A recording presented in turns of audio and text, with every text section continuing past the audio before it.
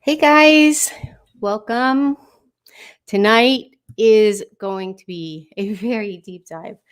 I really thought this would be a little more straightforward, and then I followed the proverbial rabbit down the rabbit hole with the crime scene photos. So it's yeah, it's going to be a deep dive. So I am just waiting for some kind of confirmation that you guys can hear me, and then we will jump in.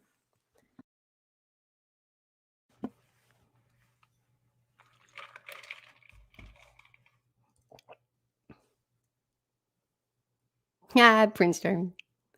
Can you guys hear me? I just need someone to confirm. Yes. Okay. All right. I will share my screen.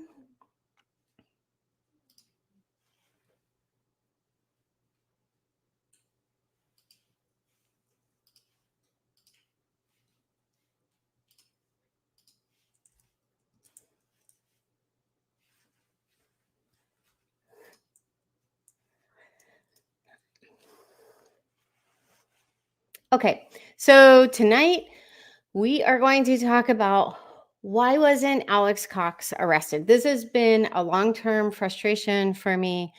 But since getting the FOIA docs, it really shed a lot more light on it. I do want to say from the outset, not outside, that I am not anti-police in any way. I'm anti-police brutality, but this clearly wasn't an issue in this case. So I am largely very appreciative of the Blue and what they do and the way they sacrifice their lives, you know, on a regular basis, especially police in a larger metro area like Phoenix. So I don't want to dismiss that in any way. And I'm not doing this dive out of trying to get back at them, or there's no ulterior motive here.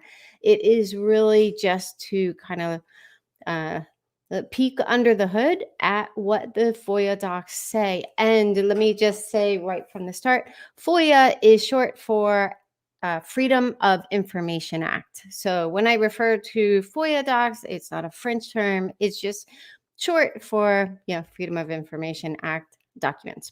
So as always, please try to stay focused on the topic.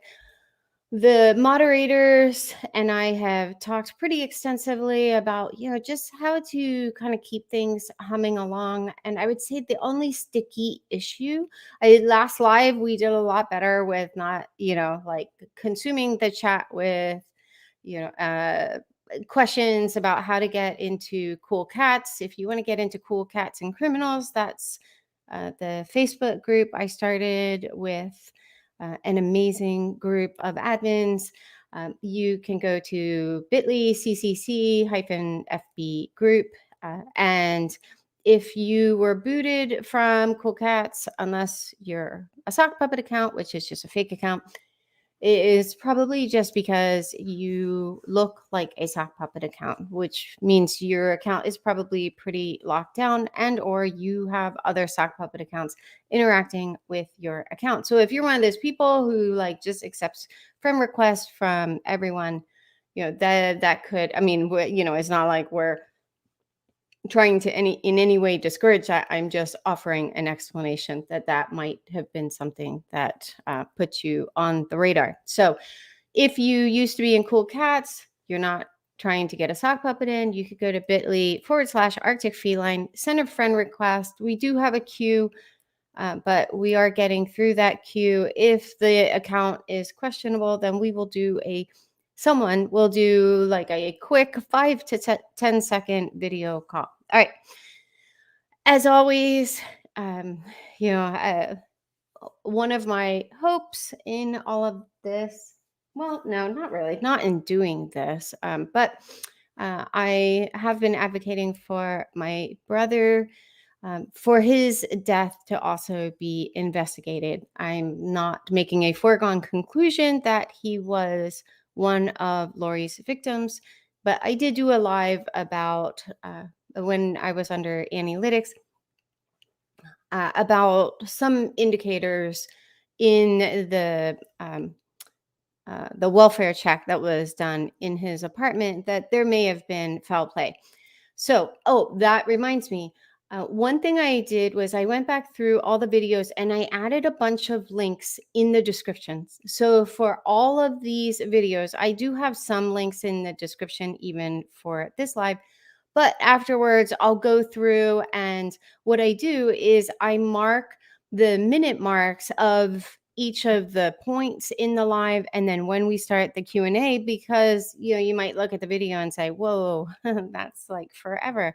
That's the equivalent of 6 podcasts. No, yeah, just split it up over however long you would normally watch 6 podcasts. But excuse me. But I went through and added. They're called jump links. Like if you reference a particular minute mark in a YouTube video in the description, that becomes a hyperlink, and you can click it or tap if you're on mobile on one of those links, and it will advance to that part in the video. And along with those jump links, I also have a bunch of other links, like to my timeline, to the dashboard that I created, to a Google spreadsheet that accounts for every penny that I raised for the dashboard. I mean, but I went so far as to take a rolling screenshot of every donation that was made through GoFundMe. Excuse me. Blur the ones that were set to private, and I published the screenshot. So lots of transparency there. But those are the types of links that you'll find in any description of a video. It might take me a day or two after a live to get around to creating all of the jump links. But anyway, okay. Without further ado, let's jump in.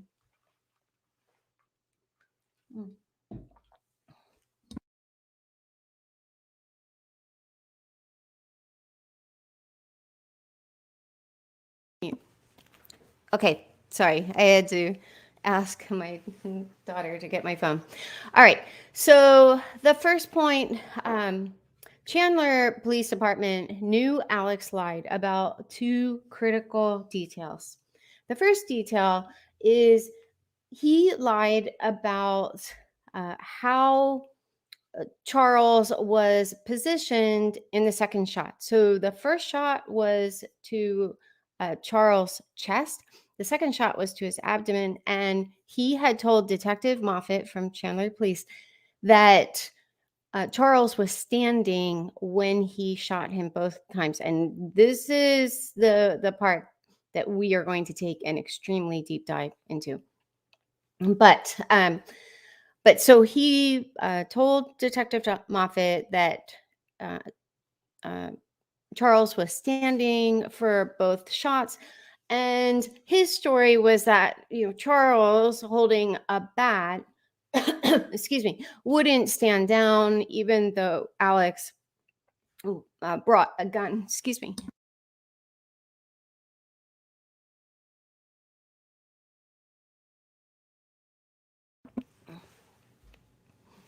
Okay, so let's jump in. I don't know what I'm choking on. Okay, so the detectives knew that Charles was on the floor for the second shot the actual day of the shooting. So this wasn't something that they eventually found out, which was stated in the most recent 2020 show that I think the reporter said something like, eventually they discovered, and that wasn't true. They knew the day of the shooting. So let's read this snippet of the screenshot. While processing the scene, we learned that one of the gunshot wounds to Charles had to have resulted in him being down on the ground from the ballistic evidence noted which included a bullet strike that was located under Charles' body, as well as a projectile located on the ground very near his left shoulder. I will contend that point sharply. Alexander was later asked if Charles was standing when he fired both shots, and he said he was. So the deal was, after they put the placards down and did all the triangulation to measure where everything was positioned in the room, they removed Charles' body and cleaned up the blood. And when they cleaned up the blood that had pooled, and by the way, I should stop right here. If you are queasy or easily triggered, this is not the live for you, because this is going to be a deep dive into like crime scene photos and things like that. Having said that, you're not going to see pictures of Charles deceased on the floor. The most you'll see is his shoe, and there's a reason for that. But everything else is redacted, even in the pictures that were in the police report. There were some pictures that were left unredacted, and I added redactions to them to minimize any potential for, just giving unnecessary and traumatizing details. But that said, this is going to be a little morbid at times. So, I mean, it's going to be on par with like a true crime show. Okay. So what had happened was they removed Charles' body and then cleaned up the floor, and their reasoning was, well, I mean, they would have to do that eventually, but they wanted to bring Alex back to the house and have him walk detectives through his story, so that they were there on scene. When they cleaned up the blood, they saw the scarring on the floorboard. Excuse me. And so they knew at that time, they knew that Alex had lied about Charles standing for the second shot. Alex also lied about calling Lori. So this was one of the questions that Detective Moffat had asked Alex. And according to this police report, Alex said that he didn't make any phone calls before calling 911. So we see here, yeah, that's not relevant. Upon examining Alex's Verizon phone records from the phone number of his phone number, I was able to review some text content and call detail records. There are text messages between Alex and Lori in the days prior to the shooting, including Lori giving Alex her address and them planning on meeting in person. There were no text messages related directly to this event. In reviewing the call detail records, I observed 2 calls between Alex's phone and the phone number later identified to belong to Lori through T-Mobile and then that's her phone number, just after the shooting. The times for the calls were 7:52, so 7:52 in the morning. Keep in mind, Charles had arrived somewhere around 7:35. So the times for the calls were 7:52 and 8:06. The calls confirmed there were calls between Lori and Alex, even though Alex denied having spoken to Lori during my interview with him. Now, a really important detail here is that Alex didn't call 911 until 8:32. So he had 2 separate conversations with Lori before calling 911. Now, obviously, what I'm going for in this live is I will be providing the evidence, might not be the right word, but the documentation that I personally believe that Chandler did have probable cause. Now, as I always say, I have no legal training. So I'm sure, and I also have very little experience with guns. There will be a section where we talk about his gun. And even when I was going through it, I was like, oh, I kind of miss having more dudes following the case, not to be sexist, because there is like one woman in particular in Cool Cats who knows a lot about guns. And there are a couple details that we will bandy about in Cool Cats after this live. Excuse me. But that, having said that, a lot of the processing really just requires one, the obsession level to read through every page of these FOIA docs, but then also just common sense. It's just like reading these documents and, and keeping a timeline that has also really helped me. And just saying, you know what, this just doesn't make sense. So anyway, okay.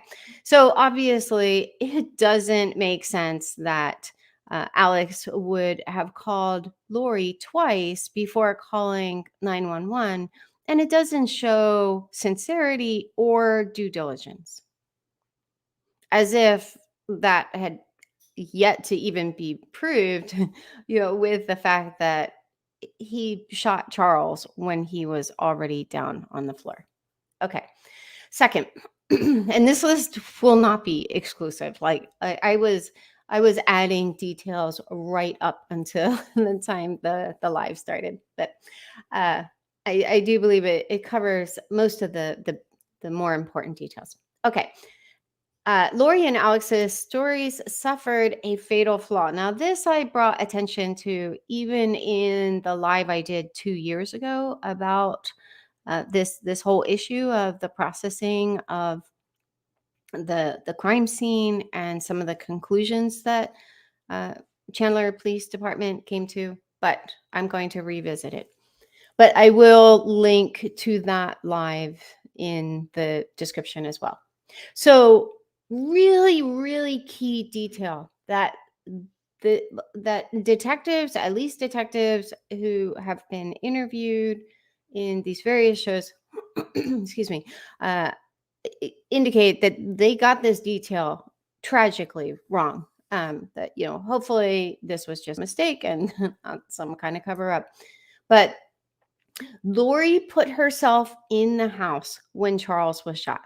So this is, this is a summary of her interview. This is Detective Yinklin, I believe, writing up this summary because she was the one who interviewed Lori and Tylee. Says, I asked her what her husband or brother was yelling through all this, and Lori stated, being a literalist and not the sharpest tack in the drawer, Lori stated, get off me and ow and such. But she didn't really remember specifics, which, I mean, that's already a red flag. But anyway, Lori stated there weren't many words during the heat of it that she remembered. I confirmed that Tylee went outside and I asked what happened. Lori stated that they got up from that and her brother stepped back. There are a lot of typos. Her brother stepped back and then Charles was coming at her with the bat, yelling at her to give him the phone. Lori stated she still had the phone in her hand and all this happened really quickly. Lori went around kind of the circle and her brother was there. I asked how Charles was holding the bat and she motioned with her right hand as in a backhand and she indicated he was holding it backwards with one arm. Now, I went into quite a bit of detail having been a softball player through most of my childhood, I think 9, 10, 11 years, something like that.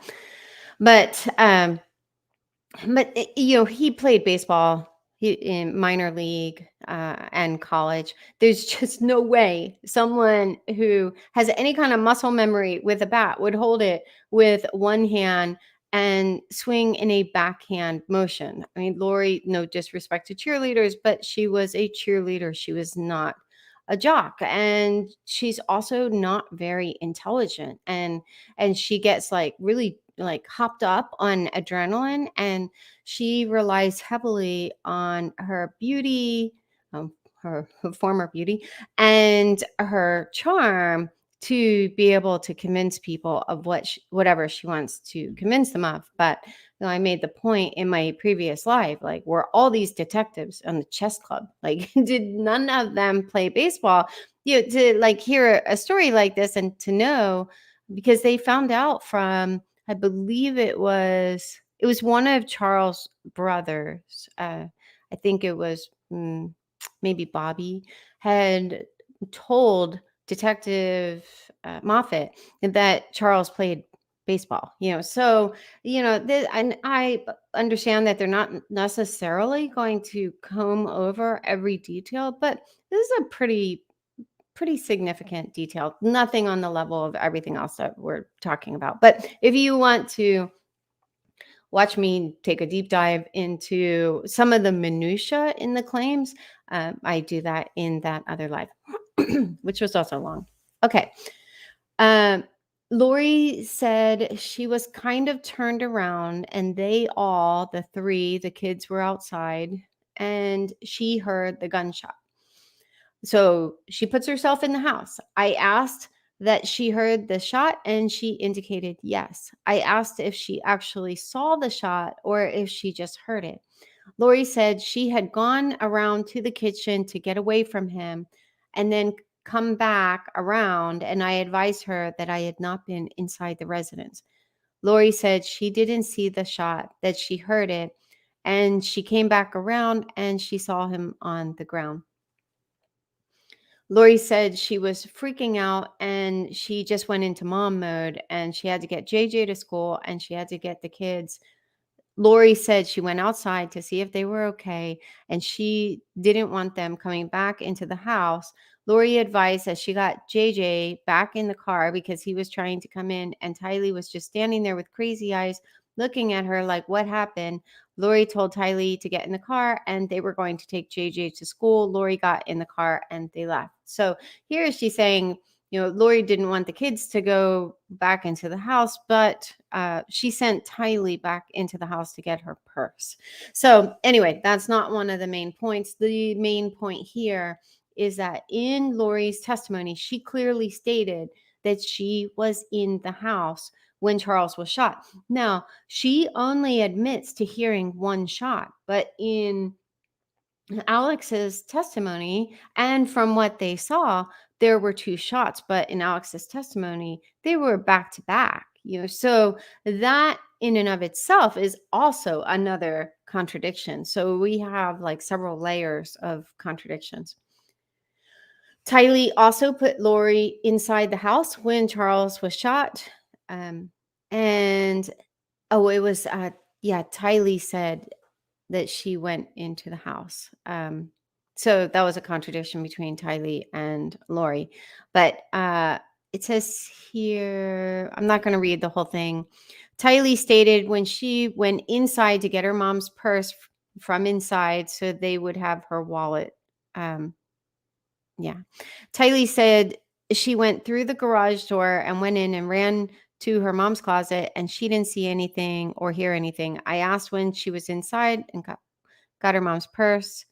Tylee advised after her mom came out, and I confirmed it was after Tylee heard the loud noise, which Tylee confirmed. I asked if her mom was outside or inside when she heard the loud noise. She's talking about the gunfire. Tylee thought for a moment and then stated she believed her mom was inside, but the door opened almost immediately after. So I believe that hesitation was most likely they didn't. I think that I suspect that when Lori left with Tylee and the kids, and I went into that in pretty deep detail with the other lives. So that's another issue that Lori left. I'm not going to focus on that because there are bigger issues, I believe. But excuse me. But the main thing here is that Tylee also put Lori in the house. Now, I do believe that when Lori left with the kids, I strongly suspect that Tylee was coached and threatened. I also question if Lori was tasked with hiding a silencer, or a suppressor, which we'll get to. But the main point here, in both of their testimonies, Lori's inside the house. So let's see what Alex has to say. Whoop. Sorry. So at some point earlier today, they get into some type of domestic? Just this morning, then they left, and then he came to me. They left meaning who? Both the parties? Yeah, my sister took my niece and my nephew. Okay, so they left. Three space with him, and then he came to me. Okay, but did he leave also? No. He stayed here. Okay, so according to Alex, Lori left with the kids to give space. And then after they left, he says that then Charles came at him with the bat. Now, that is a really significant contradiction. And it wasn't caught, or I don't know, but clearly it was not processed as any kind of probable cause. All right, this is where we're going to take a deep dive. So it's going to take a minute to get to point 4. The bullets don't align with Alex's claims. And this is the part that I wasn't planning on really taking a deep dive in, but I just started going through the crime scene photos and just kind of ran away with it. So how many bullets were recovered? There were 2. So we're going to talk about those 2 bullets. First of all, no bullets or even fragments were recovered in the autopsy. So we can't operate under the assumption that, well, maybe, there were additional bullets, or because there's an issue with actually both of the bullets. But just to cover all of my bases, this came from Charles' autopsy, and it's talking about the both of the gunshot wounds, the one to the chest and then the one to the abdomen, and where it entered and exited. But the important thing that I'm going to point out here, because we will actually circle back to the screenshot for a different reason, no projectile or projectile fragments are recovered, and same with the second shot. So there were no bullets left inside Charles. There were exit wounds for both of the shots. All right, so where were these bullets? The first bullet was found in the baseboard on the east wall of Lori's little dance hall. So the house, or at least the front door, faced west, and this is the east wall. That becomes relevant, but I'll go through a few of the photos from the crime scene, but then I'll circle back with a diagram just to kind of solidify some of it. But I always want to show my work with all of these things.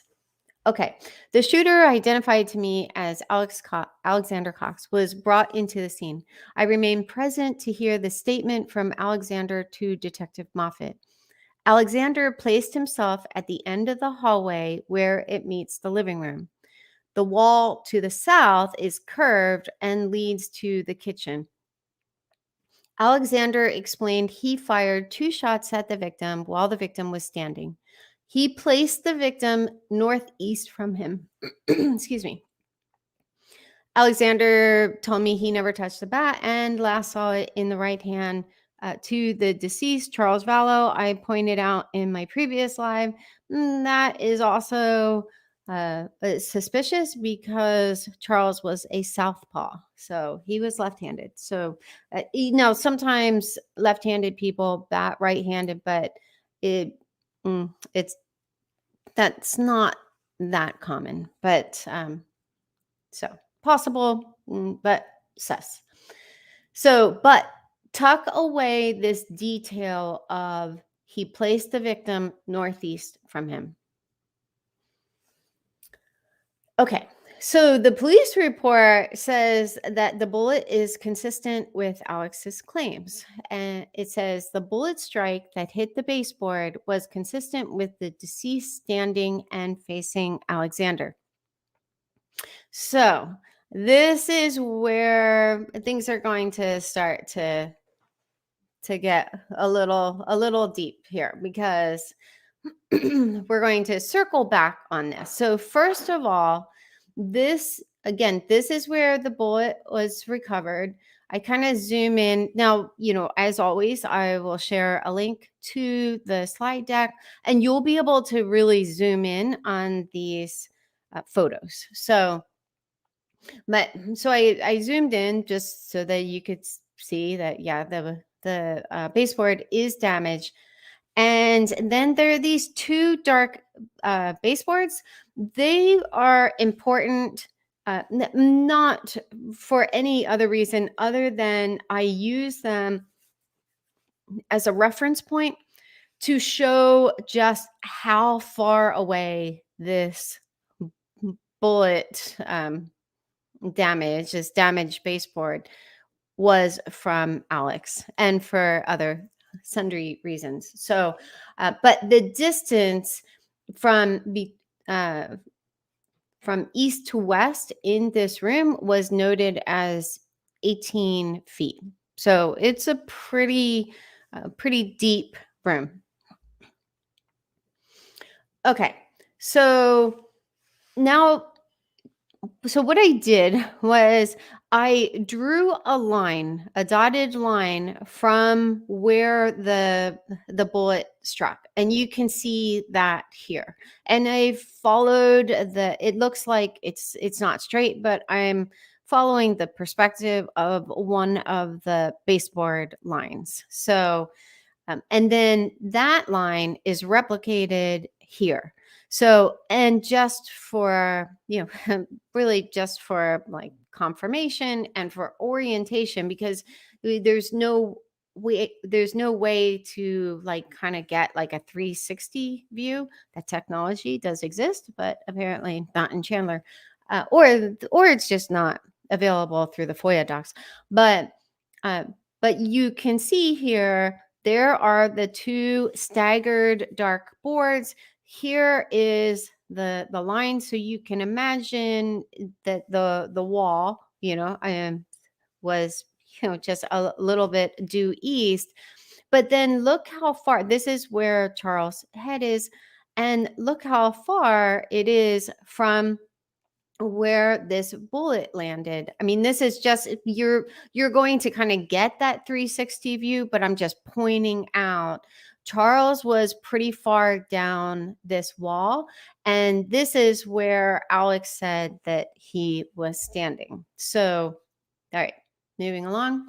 We will circle back, but I just have to develop some of this, some of the supporting facts. So, as far as the wound path goes, it says the projectile perforates the skin and subcutaneous tissue of the chest, the sternum, the pericardium, the right atrium, and left ventricle of the heart. So this bullet, this is where, again, it's going to get a little gruesome. This bullet tore right through Charles' heart, and that is important. We will circle back to this. I would never just include, I really, really try not to include any kind of like gory details unless they're important. So the lateral left aspect of the night. Anyway, there you go. So this, the bullet that perforated Charles' chest, and this was supposed to be the first gunshot. It went through his heart and then exited his back. All right. So what I did was I just drew a diagram of the room and tried to get it as close to scale as possible. So you can see here, just for confirmation, this is the east wall. This is facing east. And then we have north. We'll get around to that.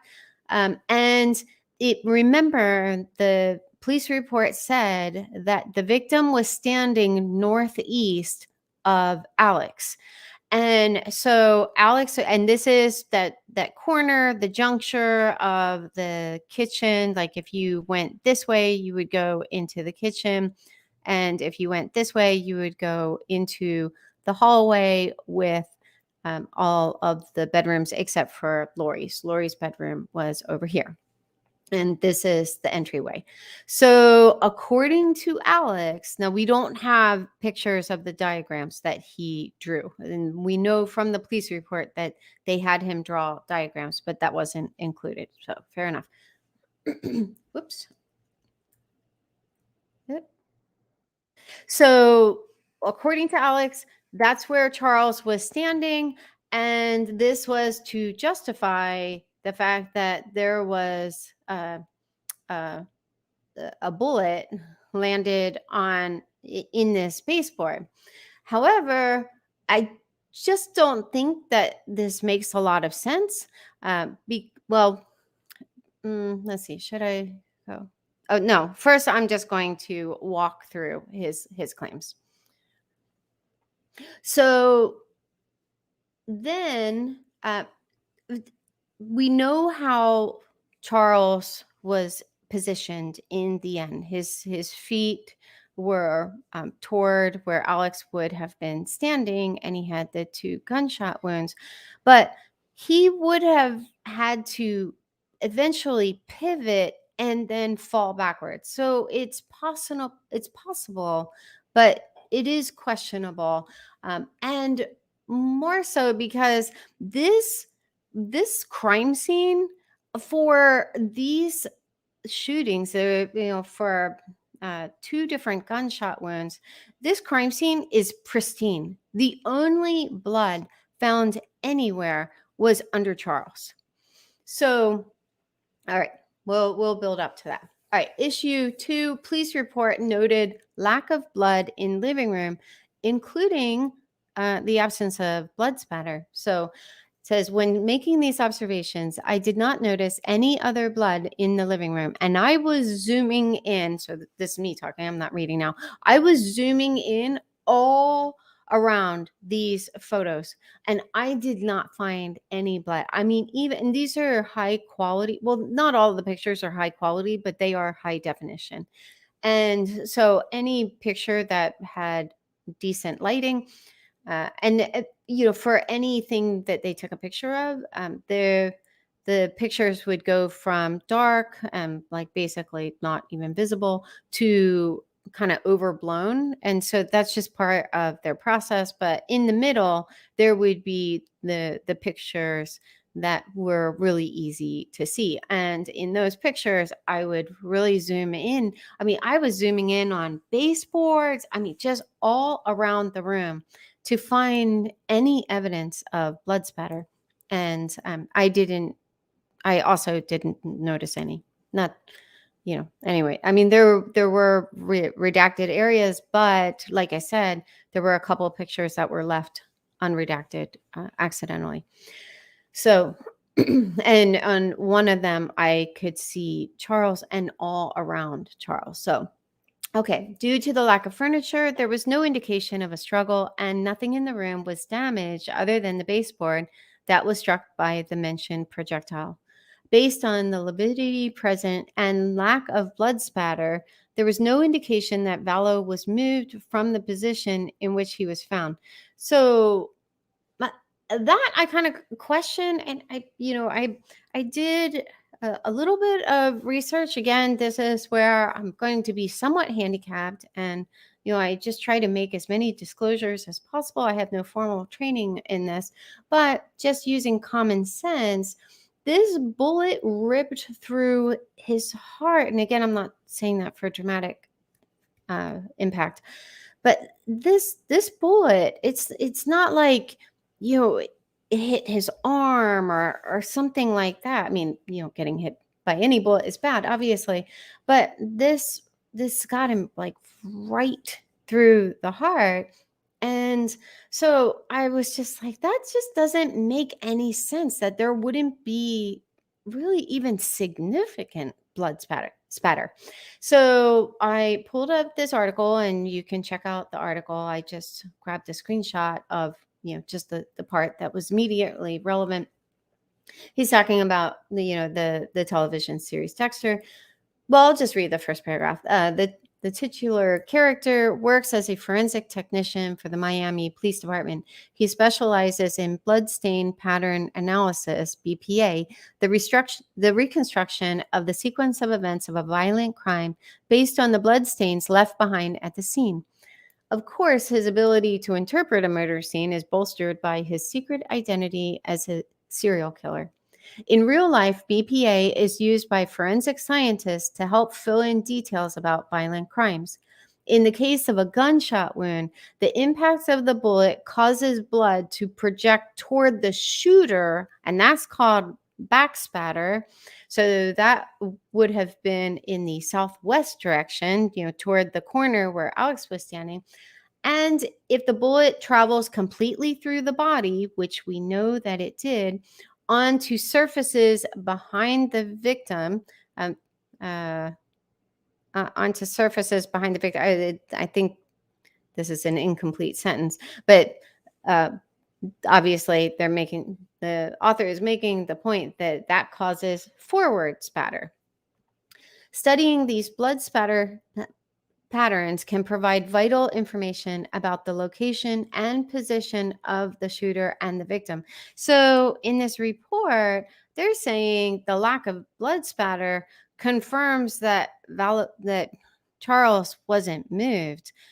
But to me, I mean, I'm just going to go ahead and call it. To me, this confirms that there was significant cleanup done. But especially when you take into consideration the power of Alex's gun, and we'll touch on that. So, yeah, I couldn't remember exactly what it was called. This was a Springfield XD, and it was a 45 caliber gun. And I'm going to talk about just the decibel levels of gun firing like this for a specific reason. And it is very, very loud. It's a powerful gun. And anyway, so, it's not like it was even, anyway. So powerful gun. We know that that Charles sustained an exit wound, but then there's also just the question of like the trajectory of the bullet. Like if the bullet, if Charles, when we know not if he was shot in the chest, I mean, is it logical? Is it feasible that the bullet then was still traveling at such velocity and then a downward trajectory that it would be lodged in the baseboard? Possibly. I don't know, but you can't have it both ways. Like if it was that powerful, then it's not, I just don't think that it's feasible or at all justifiable that the lack of blood spatter wouldn't have been a really serious red flag that there was cleanup done. And you can see here, this is where the bullet was lodged, and they just cut out this baseboard, and the bullet was inside the baseboard. And to me, it almost looks like after what I believe was a cleanup, it looks like someone just kind of took like these white, like little pebbles or granulars or something, because they just seem to be like kind of sprinkled across the floor. But what I don't see is any blood spatter. And even where the bullet lodged, like, like this bullet obviously would have had blood on it. So why isn't there blood around where the bullet hit? Well, personally, I don't actually. I suspect that that bullet never touched Charles, but who knows? We don't know. I'll make my case. The second bullet was found in the middle of the floor. So it says here, EMT stated she noticed the patient and one bullet on the floor. The patient was lying on the floor on his back. There was an absence of signs of breathing, no pulse. Engineer so-and-so started compressions while she grabbed the combo pads and leads and placed them on the patient. Firefighter so-and-so pulled up the patient's shirt and noted the bullet holes to the chest and abdomen and the exit wounds on the back. So, all right, EMT observed blood seepage from the upper entry wound. At the time, they rolled the patient to view the back, but the seepage was very slow at that point. Excuse me. So here you have a bullet. Now we know that one of the shots, again, we know now, and they knew the day of the shooting, Charles was already lying down on the floor. So this bullet would, and this is according to Alex's testimony, the first shot was to Charles' chest. And so that would have left the abdomen to be the one at when he was on the floor. And that was also confirmed by the trajectory, because the trajectory of the gunshot wound to the chest was slightly downward. And according to the autopsy, and Alex was a few inches taller than Charles. So Charles was, I believe, 5'11". I believe that's what it said in his autopsy. And Alex was 6'2". So that would make sense that that Charles was standing for that shot, but then the trajectory of the second shot was slightly, I believe, upward. But anyway, and it's like from the right side of his body to the left. I'm not going to go into all the minutia, but I just want to paint this picture because it is important that this bullet, again, this tore through him. The exit wound was actually in his left shoulder. Excuse me. So it scarred the floorboard, and then I guess it bounced back up and exited through his shoulder, I am assuming. Yes. So this is the gunshot wound to the abdomen. I got a little ahead of myself. The wound path, skin and subcutaneous tissue of the left abdomen, the upper lobe of the left lung, yada, yada, yada. And then of the posterior left shoulder. So that was the, and we see here the exit was the posterior left shoulder.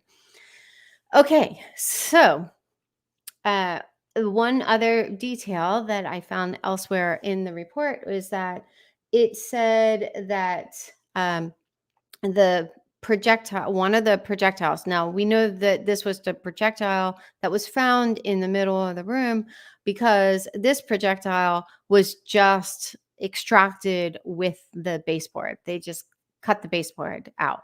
So this would have had to be the projectile in the middle of the room. And it said it had a red substance consistent with that of blood. So there was blood on this bullet. So you think, okay, so far so good. But this is where it gets weird. So the bullet is positioned 3 to 4 feet to Charles' left. So we saw the picture where Charles was lying along the west wall, and so his left side faced east.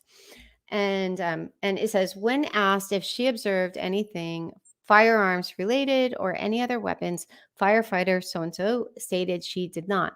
She then added that she had observed a bullet, I don't know why they're in quotation marks, laying 3 to 4 feet away from the patient on the dark colored wood floor. She described being positioned to the patient's left side and observing the bullet to her own right. So she was most likely standing at Charles' feet, or somewhere in that direction, and so she was seeing it to Charles' right, but the bullet was 3 to 4 feet to Charles' left side.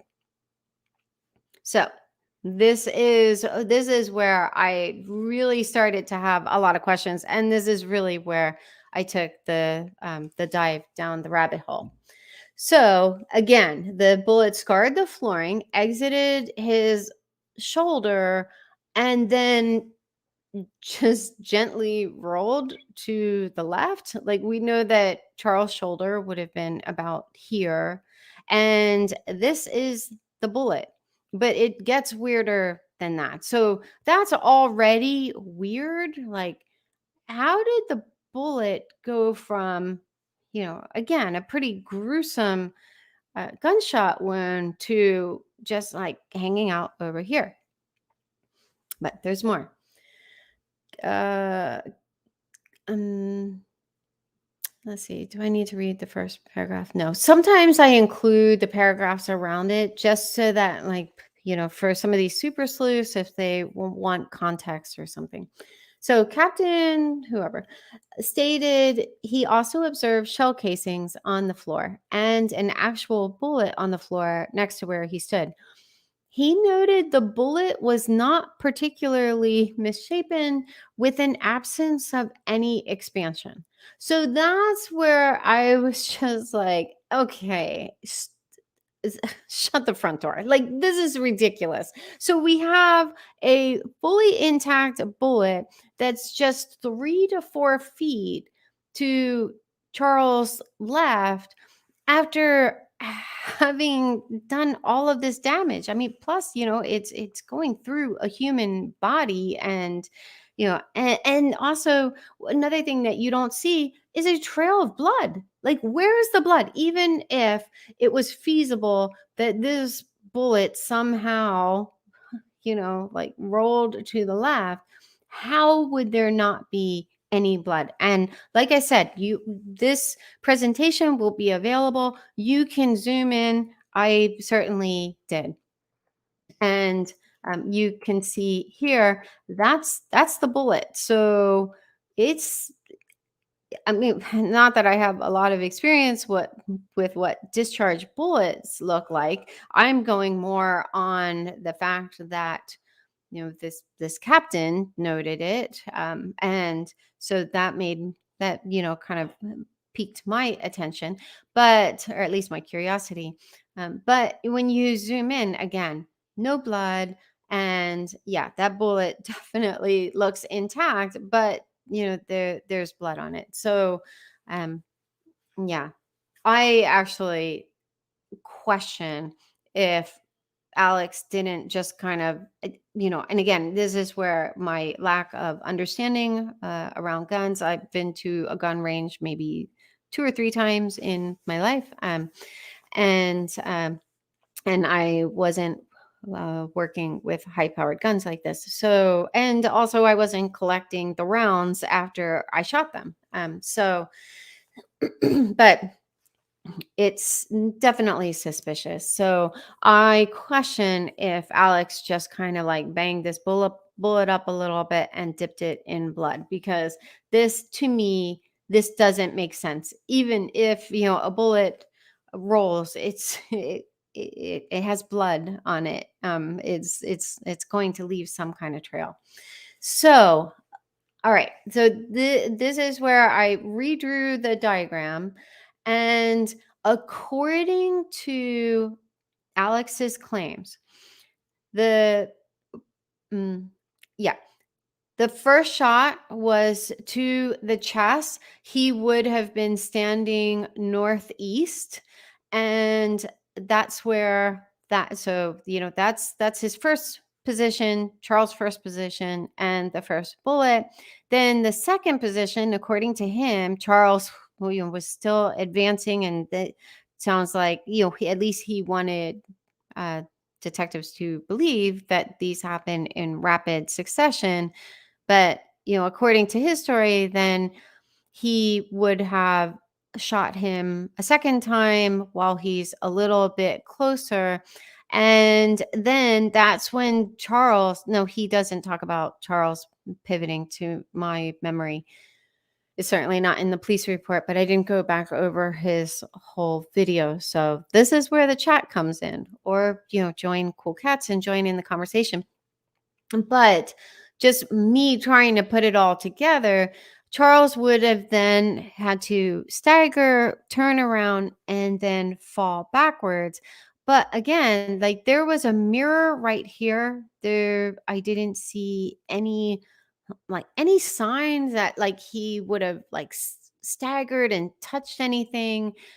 There's not blood in this immediate area, and so again, no blood spatter, no pulling where it would have indicated. We do know that Charles grabbed his chest because there was blood on the webbing, I think, of his left hand.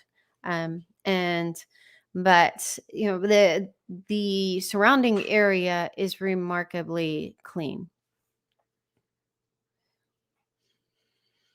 Okay. So, again, I don't know what. Well, no. Okay. I'll save that for a minute. Okay. So this other question I had was, whose hat is on the floor? There's just this like random hat over here.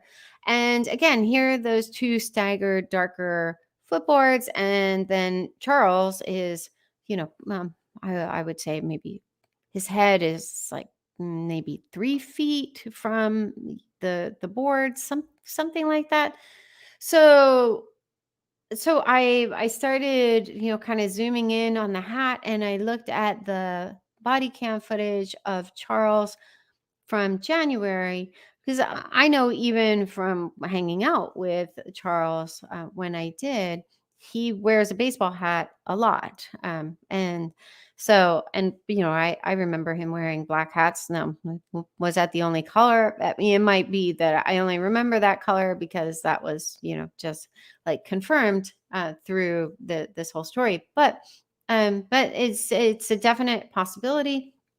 But I actually suspect that this was Charles' hat, because when I zoomed in on it, now this is where it was helpful that there were a handful of pictures from like different lighting, because you could still see that this was reflective. And also in the body cam footage of Charles in the evening, when they came, I think it was the evening, like really, really late on, I think it was January 30th. You also saw it like catching the light. But then in this body cam footage, you see that, same kind of line. And I did ask Janice, because she has an incredible eye for detail. And we do know from the police report that this is, I think I noted it somewhere, that it was, maybe I forgot. I think it was a Reebok. I forget now. But some of her kids wear this brand of hat. And she also confirmed that looked like that particular brand. Okay, so I suspect that this was Charles' hat. So then that begs the question, okay, like how did he lose his hat? I mean, even in the story, I guess, who knows, like Lori might have removed his hat and thrown it over there to support her story that, Alex and Charles were, wrestling on the floor. I mean, who really knows? But But I will take all of this information and I'm going to posit a theory. I'm not particularly wed to this theory. This is just my attempt to make sense of these different details that don't make sense. And then we will kick this about in the Cool Cats group for sure, because this is where I really benefit from just throwing it out there and getting other points of view. But again, we need to establish some background. So this, again, you remember this is where the bullet was lodged in the baseboard, and there were these two large picture windows, and the backyard. You can obviously see that that is the backyard, and this is the door that takes you to the backyard. So just establishing that from what I can tell from the pictures that we have, the body cam footage, if you wanted to go into the backyard, I mean, unless there's like a side fence or something, you would need to cut through Lori's dance studio into, this is where where they had like their actual living room. The dining room was over here, and then the kitchen was over here. So you would have to go through their living room to go out there. So I wonder if Lori might have, whoops, Lord Charles to come deeper into the living room by telling him that JJ was in the backyard. But Charles knew that Alex's truck was there. So walking through there, I think he would have been, again, if this is how things went down, I think that Charles would have been hyper vigilant looking around. And I wonder if Alex was actually hiding in the hallway and either missed Charles, or maybe Charles spotted him before Alex, took the shot. But to me, I think, again, with all the caveats that apply, it seems to me that I really hate Google Slides, but it really seems to me like he missed this shot. Like he took a shot at Charles, and it seems like this bullet landed in the baseboard and was pretty unobstructed. So again, if that's true, then that would explain why there's no blood around, according to according to Alex's story, we don't know exactly where in the room Charles was standing. We only know northeast, but he clearly felt threatened enough that I don't think it's necessarily feasible that Charles was way back here.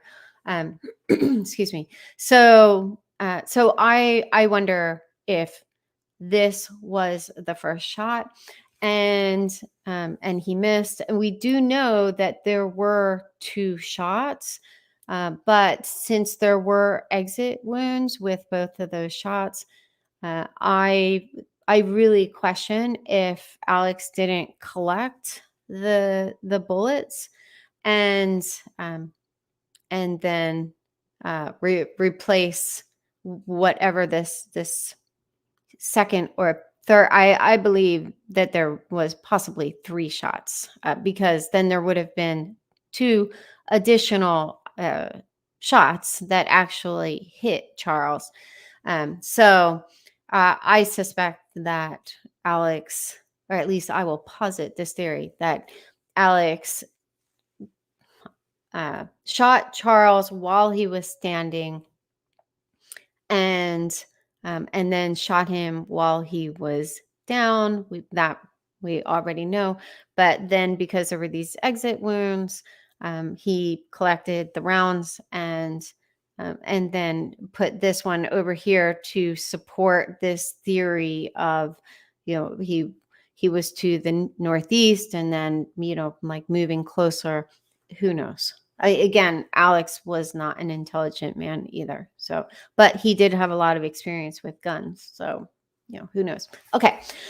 We are finally moving on to point 4. It will move a little faster from here, but it will still be a very long live.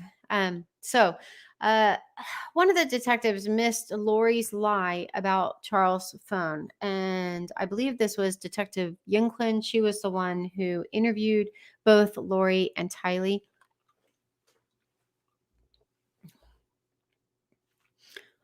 But I'm going to read this snippet here and then point out the issue.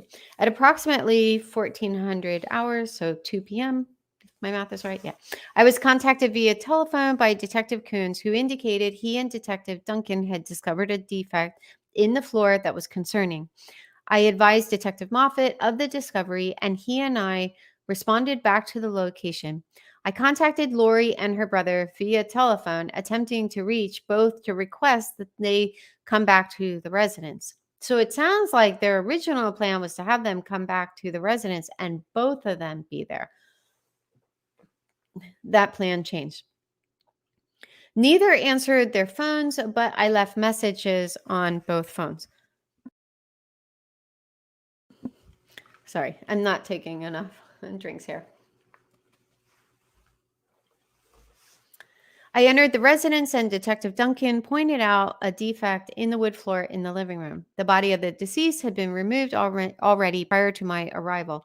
I observed a defect in the floor that appeared to be consistent with damage from a bullet strike. No, so now one thing to note here is that they actually, and I didn't discover this until I really kind of dug a little deeper, but they even knew that Alex had lied before he came back to the house. So we'll get more into that, but just kind of tuck that away. And you can just tell that by the way she refers to the sequence of events. Okay. Detective Duncan and Detective Coons both pointed out damage to the baseboard along the wall across from the door.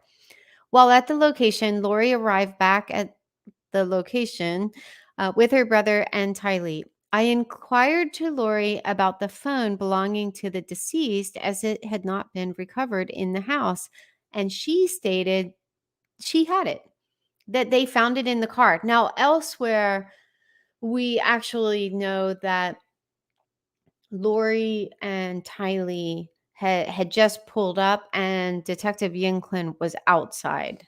It might be a detail in here, but anyway. um, uh, okay. She, meaning Lori, stated she had it, that they found it in the car. I asked for the phone and Tylee, who was sitting in the front seat of the car. Okay, so that's how I found out that they were in the car. Immediately retrieved it and handed it to me. When asked about passcodes, both Lori and Tylee stated it was, and then the passcode, and that was his usual password for things. Lori's brother was staying at the residence to assist detectives, so Lori requested to leave with Tylee to pick up her young son, JJ, which she did. I later observed the removal of the piece of baseboard and piece of floor for evidence, and then I left the location. So the main point here is that Detective Yinklin walks up to the car and asks about Charles' phone, and Lori says, "Oh, I have it. I found it in his car." And so there's a serious issue with that because the entire point or impetus of the supposed struggle that led to Charles being shot was that his cell phone was in the house. So how could she have just serendipitously found his cell phone when she left in his rental car? And this, I read all through the police report. That doesn't mean I am above error, but I am sincere. I am, exercising integrity. there is no reference to this being like even a WTF. Like I get the impression that that never caused anyone pause. Like, whoa, wait a minute. Like, this was literally the entire basis of your justification for Charles being shot. So the only way that Charles' phone could have made it into his car would have been for someone who survived the shooting. So Lori, Tylee, not JJ, he wasn't in the house. Someone would have had to bring it to his car, and that's why it was in there. But again, I think this is just kind of an issue of, well, one, in my opinion, a lack of due diligence, unless they're really like, I guess there is the possibility that they're holding back some of the more hard-hitting pieces of evidence, but they don't hold anything else back, and they call out other important details throughout the investigation. So but I think that this was a really significant point. Also, while they were now, so this is the same screenshot, and I'm just kind of circling back on it to make this point that Lori was allowed to leave, just like they had no issue with Lori leaving with Charles bleeding out. And they do make a point somewhere in the police report about the fact that Lori didn't call 911. So, and this was actually in the police report that was published at the when they announced charges against Lori, or at least the affidavit of probable cause, I think it was. But all right. So yeah. So the way this went down is they already knew that Alex had lied about Charles being on the floor for the second shot. And there's nothing in the police report that, that's unredacted, that mentions that they confronted Alex about the second shot. So I don't know. I mean, like obviously they would want him to share his unguarded account of what happened. So it wouldn't be something that they would most likely lead with, but there's no accounting of them saying, oh, nice try, but see this scarring here, this disproves your story. Again, doesn't mean that it didn't happen. I'm just noting in the documents that I read, there's no reference. And then Detective Yinklin expresses this like what kind of comes across as like shock that they didn't hear from Lori and Alex. So we'll listen to that. And again, I'm not making fun of any of these detectives. I'm just noting it as unusual. When we were finished with the search warrant and we left, that's the last contact that we've ever had with them. So I think that was so. Dateline used this footage, and I don't know if they sold it to 2020 ABC or what, because they took down the first 3 episodes around the case. But she had this was also on the Dateline show. Not that it matters, but I just, even at the time that I first watched it on Dateline, I was like, what an unusual thing to note. Like, they're criminals, like that's the problem with criminals. And they tend not to really have much of a curiosity around like how your case is progressing, And so I just noted it as odd and potentially, yeah, I don't know. When we were finished with Okay. Yeah, I'm just going to say a little gaslighting, but all right. moving along. So Chandler Police knew Alex didn't attempt to call 911. So this comes from the body cam footage from the day of the shooting. And this is one of the detectives who was on the scene earlier, and he's kind of briefing the other detectives who showed up later on what happened. And it's just kind of like this summary, top bullet points. And that's Detective Yanklin there. Not that that matters in this. The suspect is her husband. The suspect is her brother. Okay, so brother, sister, niece, husband, estranged, doesn't live here. Lives in Texas. She's visiting. This was a DV earlier this morning. Brother kind of broke him up. Said it was getting a little bit physical. Yeah, his wife and husband are kind of separated. Again, he lives out of state. I don't know why he's here to visit. I know there's details. Ultimately, he came over. They got into a verbal argument. Wife, husband got into a verbal argument. Brother steps in and says, just get the fuck out. At some point, the niece grabs the bat and is poking her dad. Dad takes the bat away. They decide to leave. Everyone leaves. There's a son too, a younger son. Her son, he's not here yet.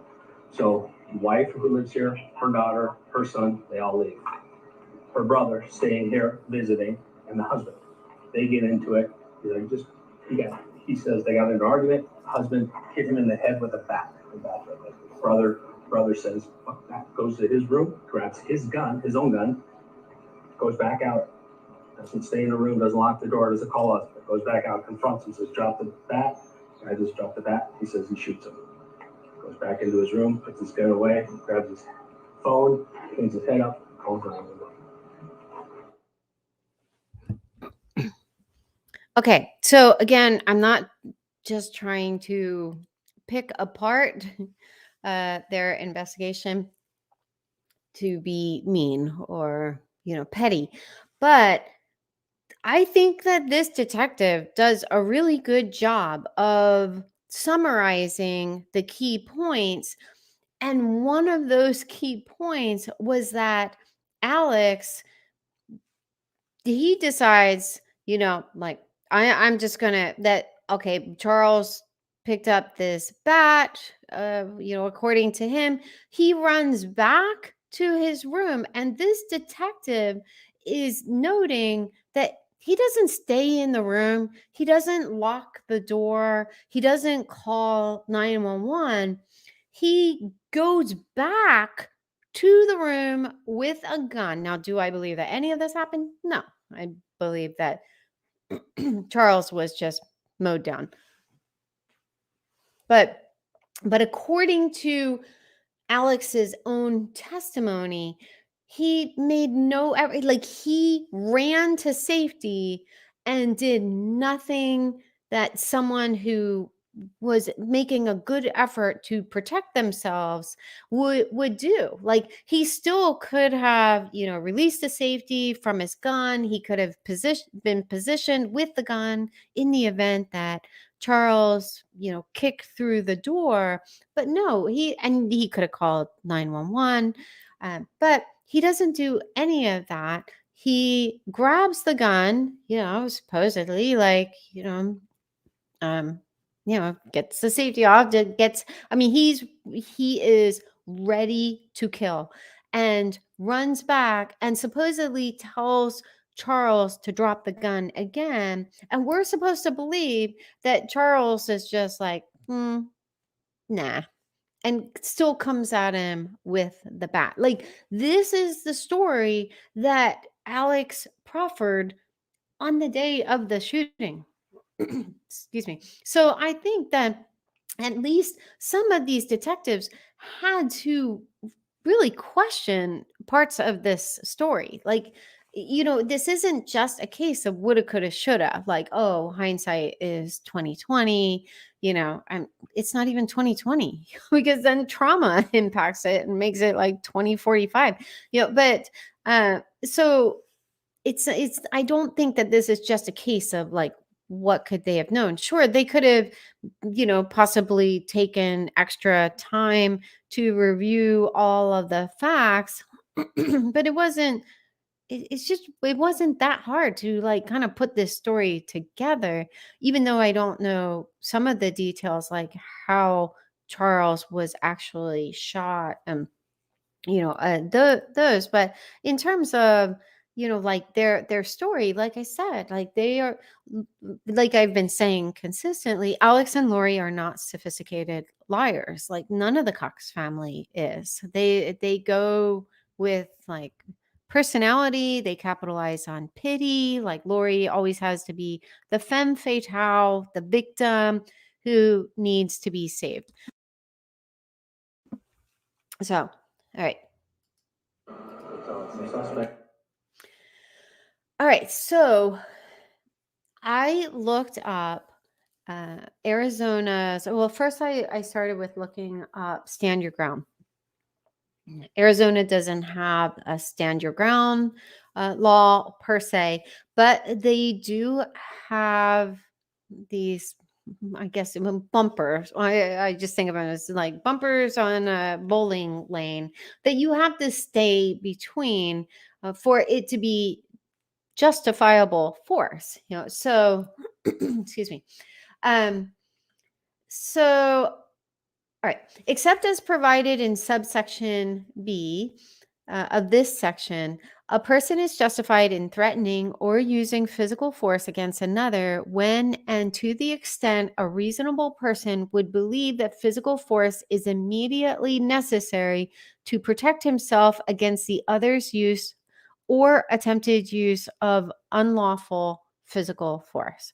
So, in my opinion, it already falls apart at this point, because according to his own story, he was safe. He had gotten to safety.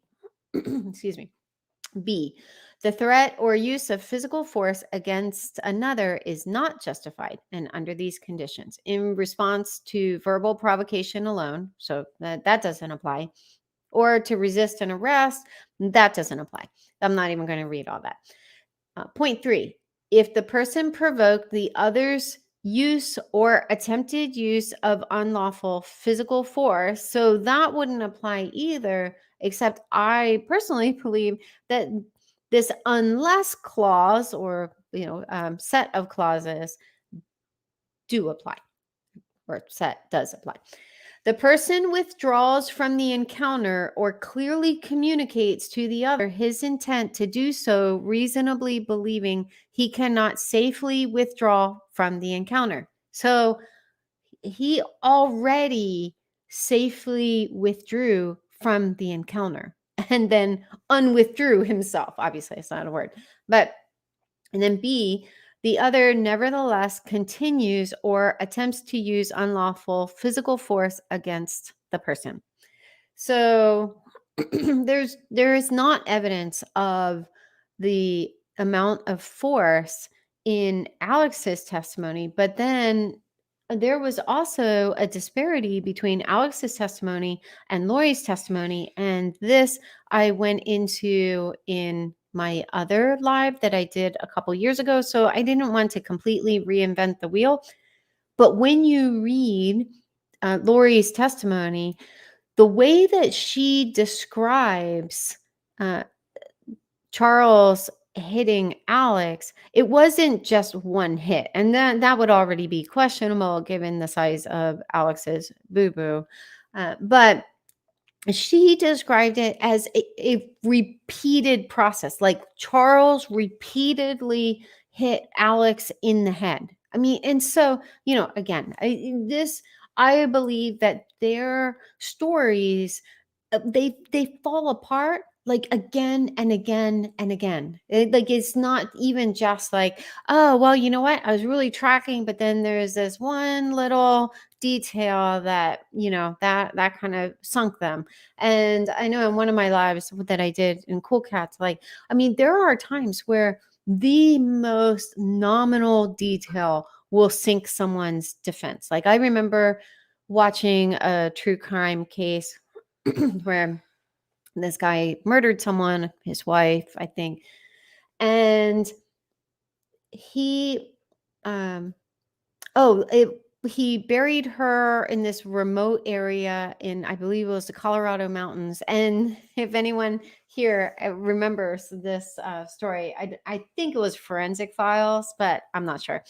But the leaf that fell into his truck, there was a leaf or maybe a couple of leaves that fell into his truck that were indigenous to that remote area in the mountains. And they had asked him if he had been to that area, and he said no.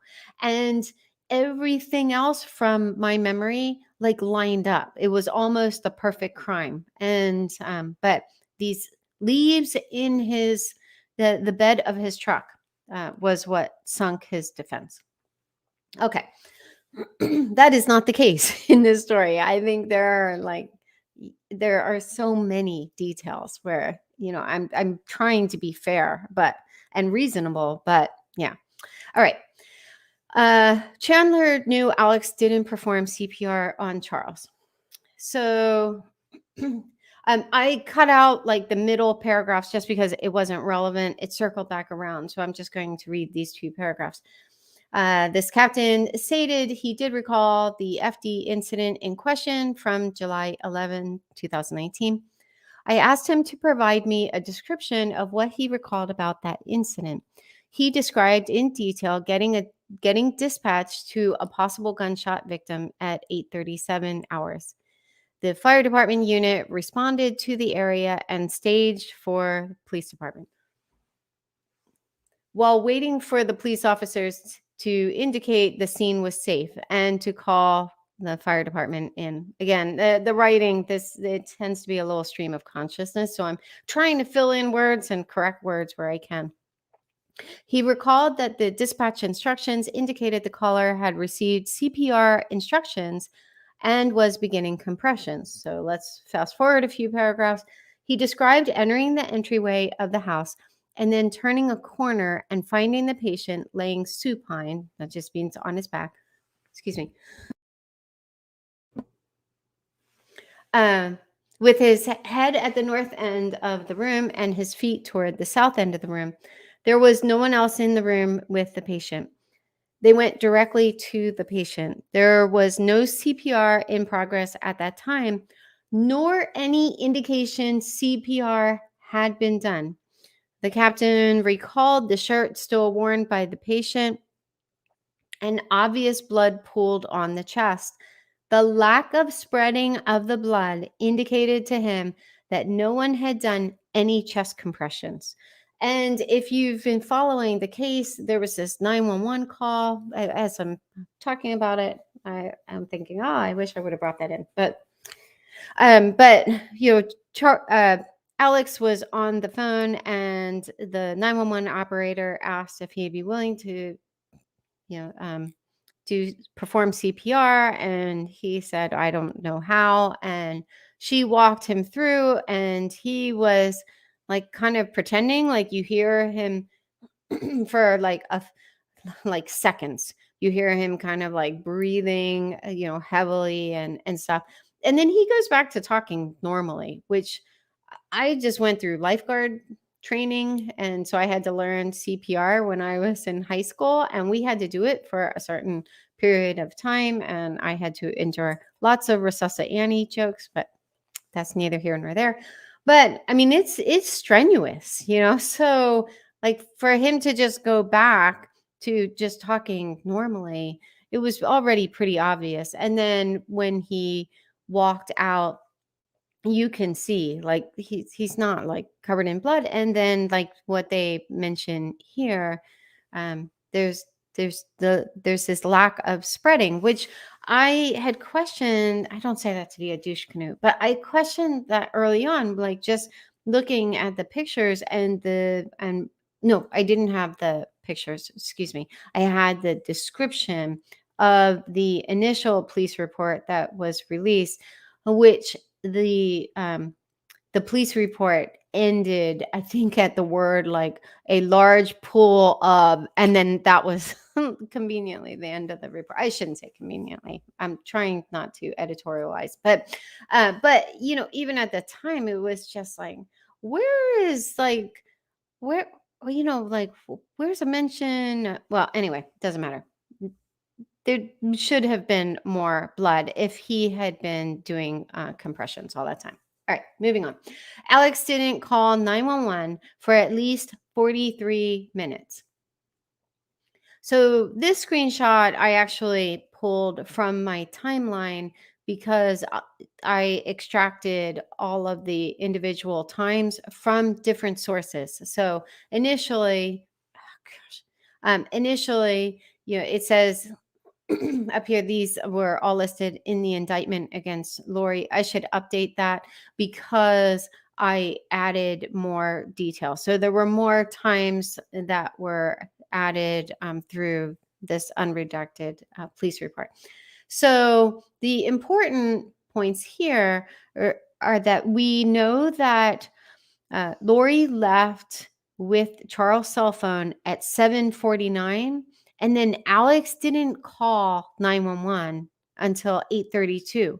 But Lori's testimony puts her in the house when Charles was shot. So that's why I say it's at least, I mean, this is 43 minutes, but it's at least 43 minutes because then she was in the house, so that's that's a long time, that obviously that does not show any level of sincerity.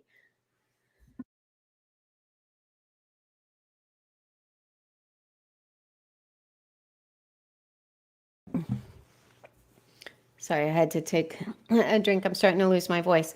And we're not even going to touch on the whole issue of Lori going to Burger King, dropping JJ off at school, even hearing Detective Youngclan talk on in the initial interview that she did with Dateline, which was then resuscitated on 2020, to hear her justify like, well, like JJ likes chicken strips and Sprite, and that's what he was used to. And and I certainly feel compassion for JJ, and this would have been traumatizing to keep him there, but you can't leave. You can't even leave the scene of like a fender bender. If the police are called, like, and so like, and Charles was still bleeding out. I mean, this man most likely bled out for at least 43 minutes, most likely longer. I think that Alex we don't, well, actually, I take that back because I think that, Alex was also cleaning up. So we don't know exactly when Charles would have, ultimately succumbed to his wounds. But a significant amount of time passed before he called 911. And, even if it had just been that, like, even at this point, like, I could stop the live and say, like, okay, I rest my case. Like, like, this certainly screams probable cause, but we're not even done yet. So, all right. Lori left with Charles' phone, wallet, and hotel key. Now, this is kind of a more minor point to some degree, except not really. I mean, just the fact, well, and also his car, like his rental car, like, they had the Jeep and she had her Infinity at that time. So, and Alex was parked in the driveway, but even if he was blocking a car, she could have taken Alex's truck. She could have moved Alex's truck, like there's no justification for Lori to leave in Charles' rental car. Like, she wouldn't have even been on the insurance policy. Most likely. I don't know exactly how that works since they were still legally married. But for her to leave with Charles' phone, that meant that she like retrieved his phone. Like there was a handoff, most likely after Charles was already on the floor bleeding out, and they just get his phone and she takes off. Now it came back to bite her because part of the reason, in fact, it might be the only reason. I just thought of this as I was talking about, but the reason they knew that were able to retrace Lori's steps is that we don't know who. I don't think we know who opened up Charles' Gmail, but we'll just say his Gmail app was open, and whether he was aware of this or not, he had location tracking turned on. So that's how they were able to retrace all of her steps. So, all right. So, all right, let's just jump in. So we have this body cam footage of one of the detectives expressing frustration that he can't find Charles' wallet. So let's listen to that. I'm gonna see if there's a wallet or something in here, bro. What I have is, has an entrance. I'm gonna see if there's a wallet or something.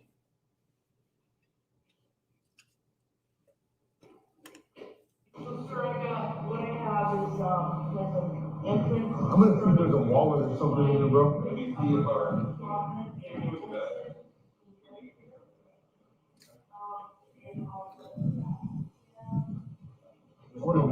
I imagine he was probably staying in this room over here, I would think.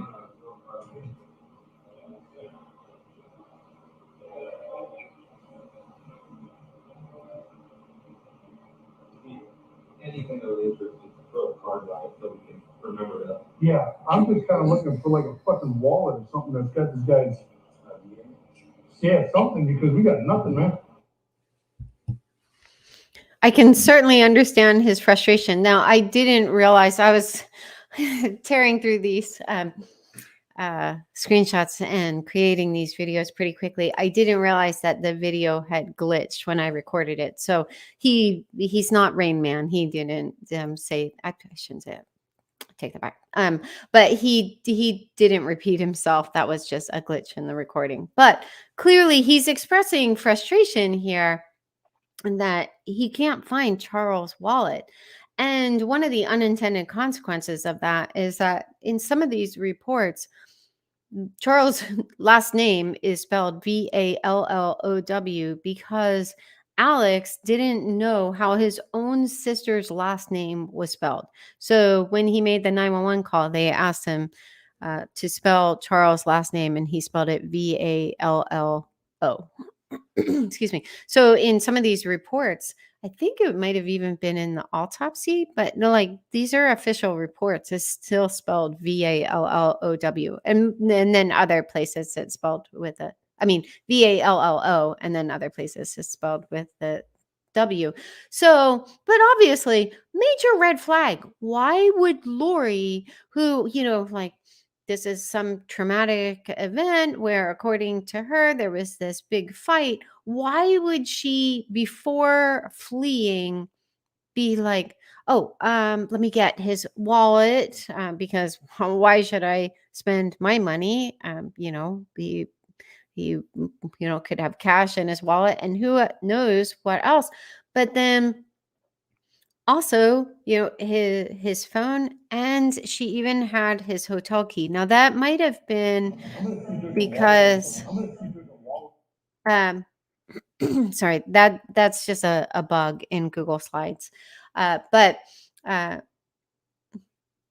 whoops, that should actually say his hotel. No, that's right. Yeah. So it says here, Detective Werther went to Burger King where he observed the video, and these are just a bunch of details. You can read that at your leisure. But Detective Werther responded to Lori's residence and obtained the hotel room key from Lori. So who knows, that might have been because it was in Charles' car. We don't know if Lori just he could have had it in his wallet. We don't know. But obviously, she shouldn't have had any of this stuff. They were separated.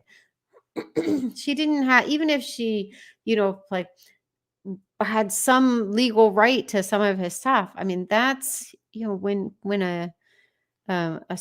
well, anyway, it doesn't matter. She didn't have a right to any of that. And I believe that should have put her in a suspicious light, that nothing about these details communicate, people who they made every effort to get to safety and avoid an escalation, and then were traumatized by this violence. I mean, we've all seen the footage. Neither of them displayed any signs of trauma, only Tylee. And even Tylee's was tamped down. But I'm not just making special allowances for her because she's my niece. I'm making special allowances for her because she was a minor and she was left alone with her mom all of this time. And then, her affect and stuff, you could tell anyway, it just appeared to me that she was under the gun. She was under duress, and had to toe the line and keep her mom and uncle out of jail. All right. So Alex wasn't legal to carry. This is this has been a poignant point of contention in some of the Facebook groups, but I'm going to go off of what the FBI said. Okay. So in the midst of the investigation, what happened when they did the welfare check and discovered that, both Tylee and JJ were missing. Well, they found out Tylee was missing the next day. Shortly after the welfare check, I think it was right after the Thanksgiving break. I think it might have been December 1st, maybe. They reached out to Rexburg Police reached out to the FBI to get help in investigating this case. And so at that point, you see this growing confluence among all of these disparate jurisdictions all working together. These different police departments, at least two different FBI offices. I think it was Salt Lake City and Phoenix, and they were all working together. They were starting to share information. Just one second.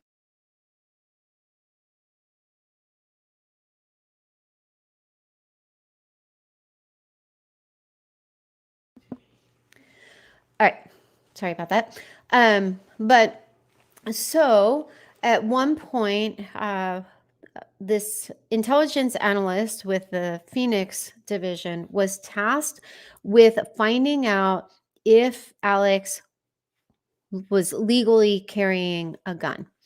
And so she reached out to Texas, to forget the name of the county right now. Travis County? Yeah.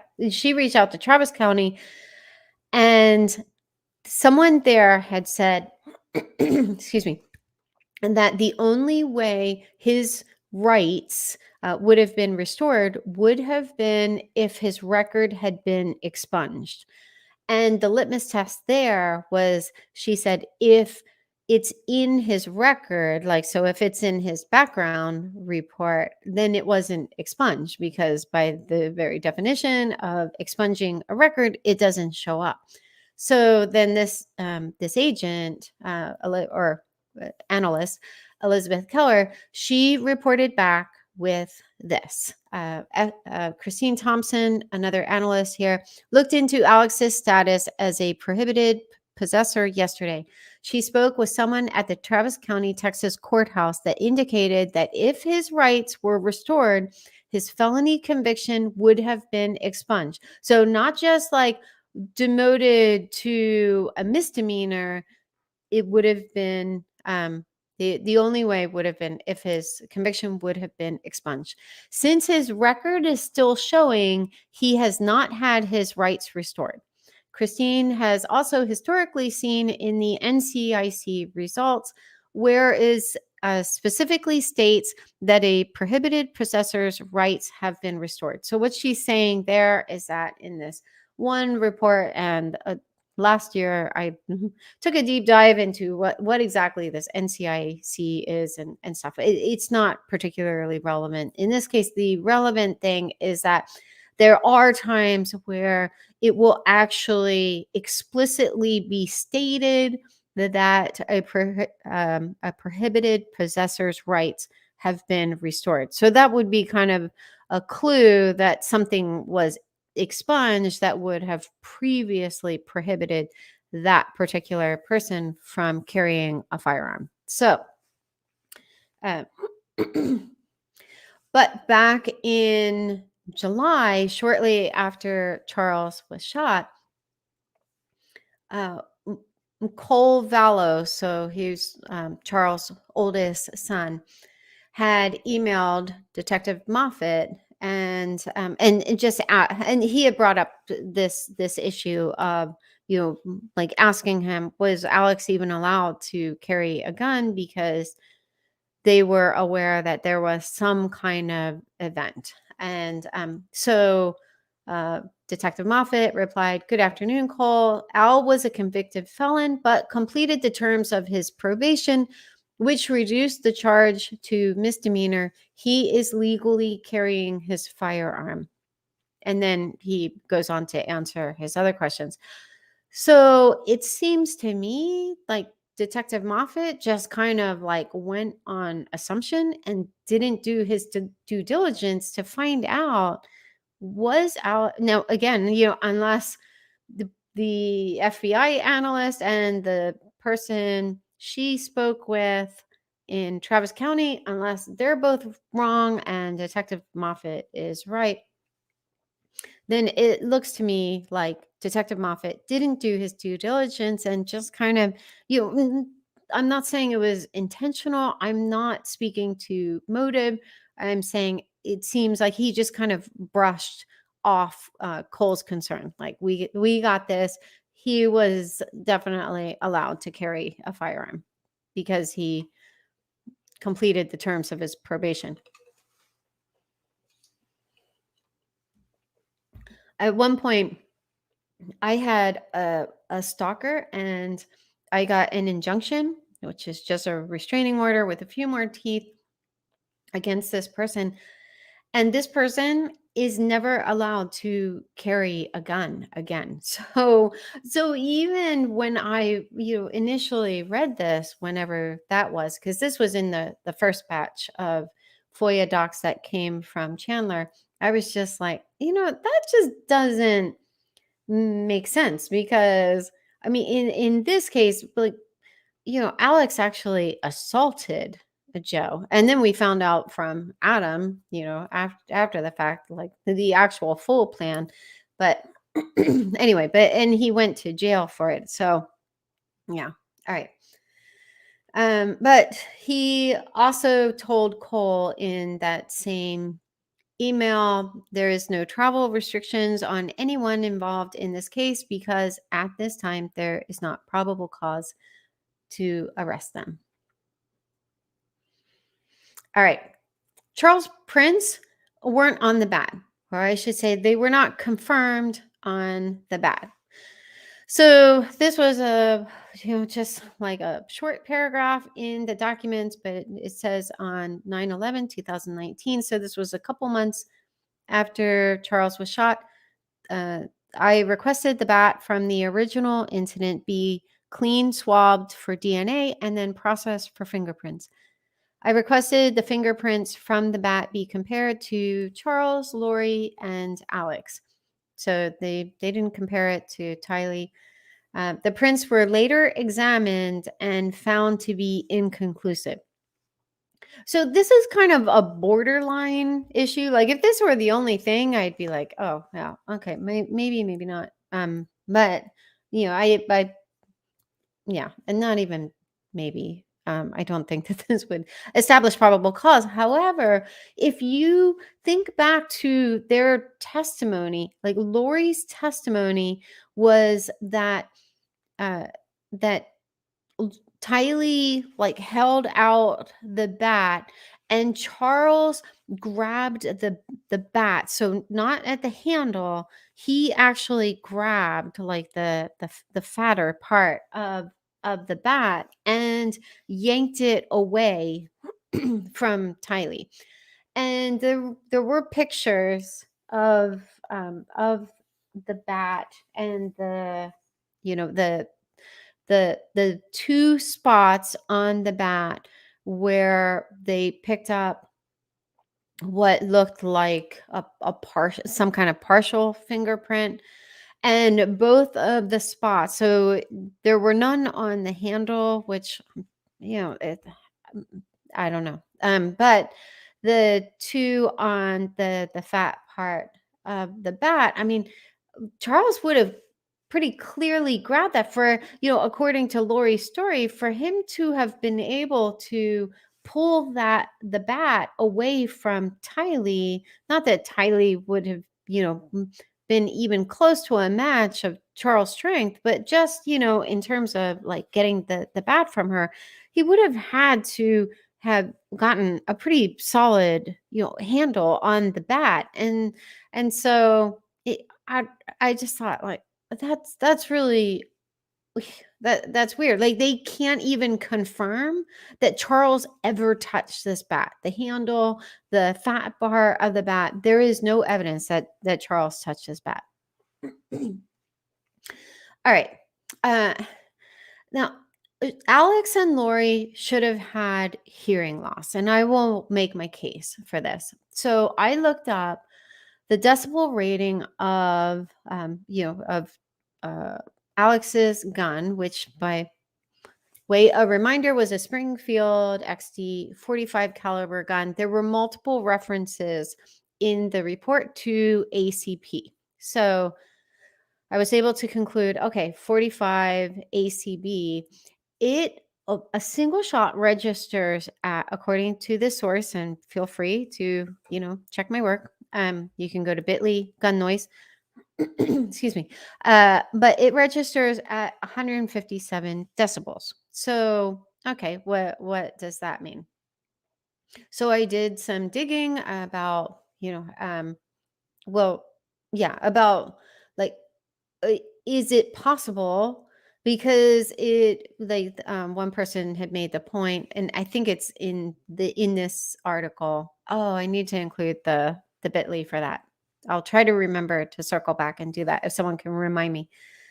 But but he's making the point here that there's a difference also between outdoor and indoor, and there are other factors that could intensify the damage that a gunshot can cause to hearing. So, all right, home defense ear protection. It's important, or more accurately stated, it could be important. Although statistically highly unlikely, if you ever had to use a gun indoors for self-defense, consider ear protection. If there's time, more about that in a minute. Also, this is simply food for thought and comment. The noise from the shot will cause some amount of permanent hearing damage. So he's not even qualifying that, this is a 45, like one of the louder guns. So the 45 ACP was, these aren't, okay, these aren't in order. So looks like, just eyeballing it, it looks like the 357 Magnum was the loudest, but just kind of scanning along here, it's one of the louder shots. So he's not even qualifying what kind of gun. Anyway, ear damage is a cumulative thing over time, but the very high decibel level of a gunshot will be significant. The sound from a gunshot will temporarily deafen you to an extent without hearing protection. Hearing damage is cumulative, permanent, and could even be instant. Have you ever thought about the boom of a gun indoors in the event that you ever had to fire a shot in self-defense? I have an idea. Keep reading. How many of you keep a gun by your bedside? While the likelihood of ever having to use it for self defense at home is statistically extremely low, what if you were the unlucky statistic? While priority number one under this scenario is self preservation of you and your family, have you considered the repercussions of the gunshot blast while indoors?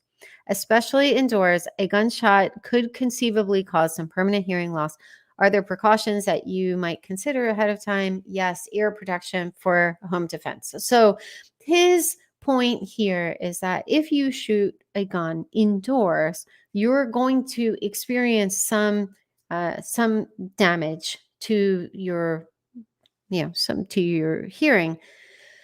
I read in other places, like at the time that I really dug into this was like a year and a half ago. Like I read forums, I read all other articles. So there was a little bit of back and forth. Like some people said, like they expressed regret that they went to a gun range, they didn't have hearing, they didn't have protection, and lost whatever percentage of their hearing, and things like that. But it was consistent. So feel free, always check my work, do your own research. But I believe that there are complicating factors here, because in the case of this particular home, there was very little furniture in the room, and in the home at all. But then there you have wood floors, you have big windows, big mirrors, so you don't have a lot of things in this home. You don't have like, cushy furniture and carpeting and things that would absorb some of the sound from everything that I read. And in fact, I wish I had saved this one article, because it actually broke down like it really does depend on the home. I think this person was writing it from the perspective of law enforcement, and sometimes the hearing loss that they experience even with wearing protection. And anyway, so he was actually talking about there can be a pretty significant difference depending on the house. But this house was very, very open with things that would, potentially magnify the sound. So, but like if you then think back to Lori and Alex's interviews, like you never hear them even so much as strain. Like you never see them, at least from my memory, you never see them like, like kind of grabbing at their ears. You even when the detectives would speak at kind of like a lower volume or would mumble, you don't hear them like, kind of consistently, or I don't remember any instance where they asked someone to repeat the question. Neither of them indicated that they had any kind of, even like temporary trauma. But all right, so I wanted to compare, because I'm an analyst and a geek. I wanted to try to, and not just because of that, I say that, somewhat in jest, but but it helps to have perspective, so if you're comparing the size of something, it helps to compare it to something that people can relate to.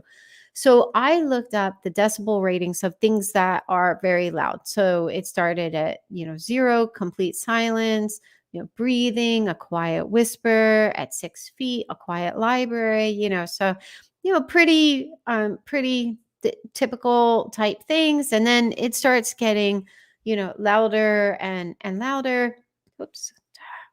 But then it maxes out at 150 decibels. And by way of reminder, Alex's gun registered at 157. But at 150 decibels, it is as loud, and it's not just the loudness. Like, you can read more about this. There's actually like sound pressure level. That's what decibels actually measure. So there's a little bit more to it than just the, how loud it is. But it is equivalent to a jet takeoff at 75 feet. So imagine standing on, on like a runway, and a jet having taken off, and it's only 75 feet. So about, like a seven story building above you. And it noted that it could cause potential eardrum rupture. So where am I going with this? Again, neither of them showed any signs of auditory distress. So I would think, and again, I'm not savvy with guns. When I felt somewhat in danger, I had bought a gun and took a class and stuff, but since moving, where I am now, like, the gun laws are way too restrictive. But and I don't miss not having one. I'm much more a proponent of pepper spray. I'm not making a statement about Second Amendment rights. I'm just saying, like, I'm not very gun savvy. But again, this really just kind of comes down to common sense. So, all right. But these detectives would have training in guns. Obviously, you would have to have gun training to be a police officer. So, they would be a lot more savvy about these things. And so my point is, I even when I brought this up in the groups, I feel like it kind of gets off to like a somewhat but not really related topic of, well, they might not have had hearing loss and, yada, yada, yada. But that's not so much my point. My point is, should this have been something that would have been a red flag, and just added to this cumulative impact of all of these different indicators that there were issues with their stories? Okay. So there was no evidence, at least in the reports that have been released up to this point, that Chandler Police interviewed neighbors. And I'll point out why I think that's important. If you think back to the body cam footage from the day Charles was shot, there's this incident where this one detective is interviewing Alex, and a neighbor comes up and seems to want to offer some information. And this was this detective's response.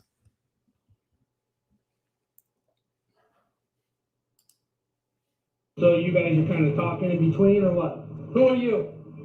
Who are you?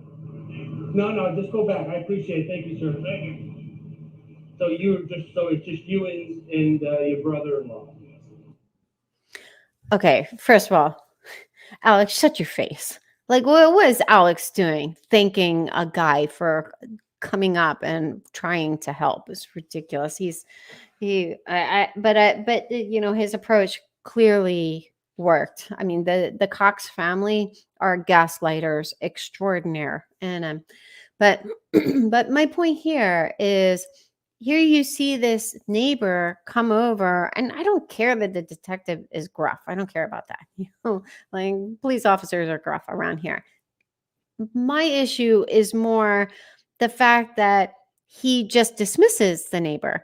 Like, he doesn't say, hey, circle back in a few minutes. Oh, we don't have the manpower to interview you right now, but we will have more people arriving. And and there were people just kind of like standing around. Now, that doesn't mean that they weren't assigned tasks and stuff, but it just seemed unusual. So when I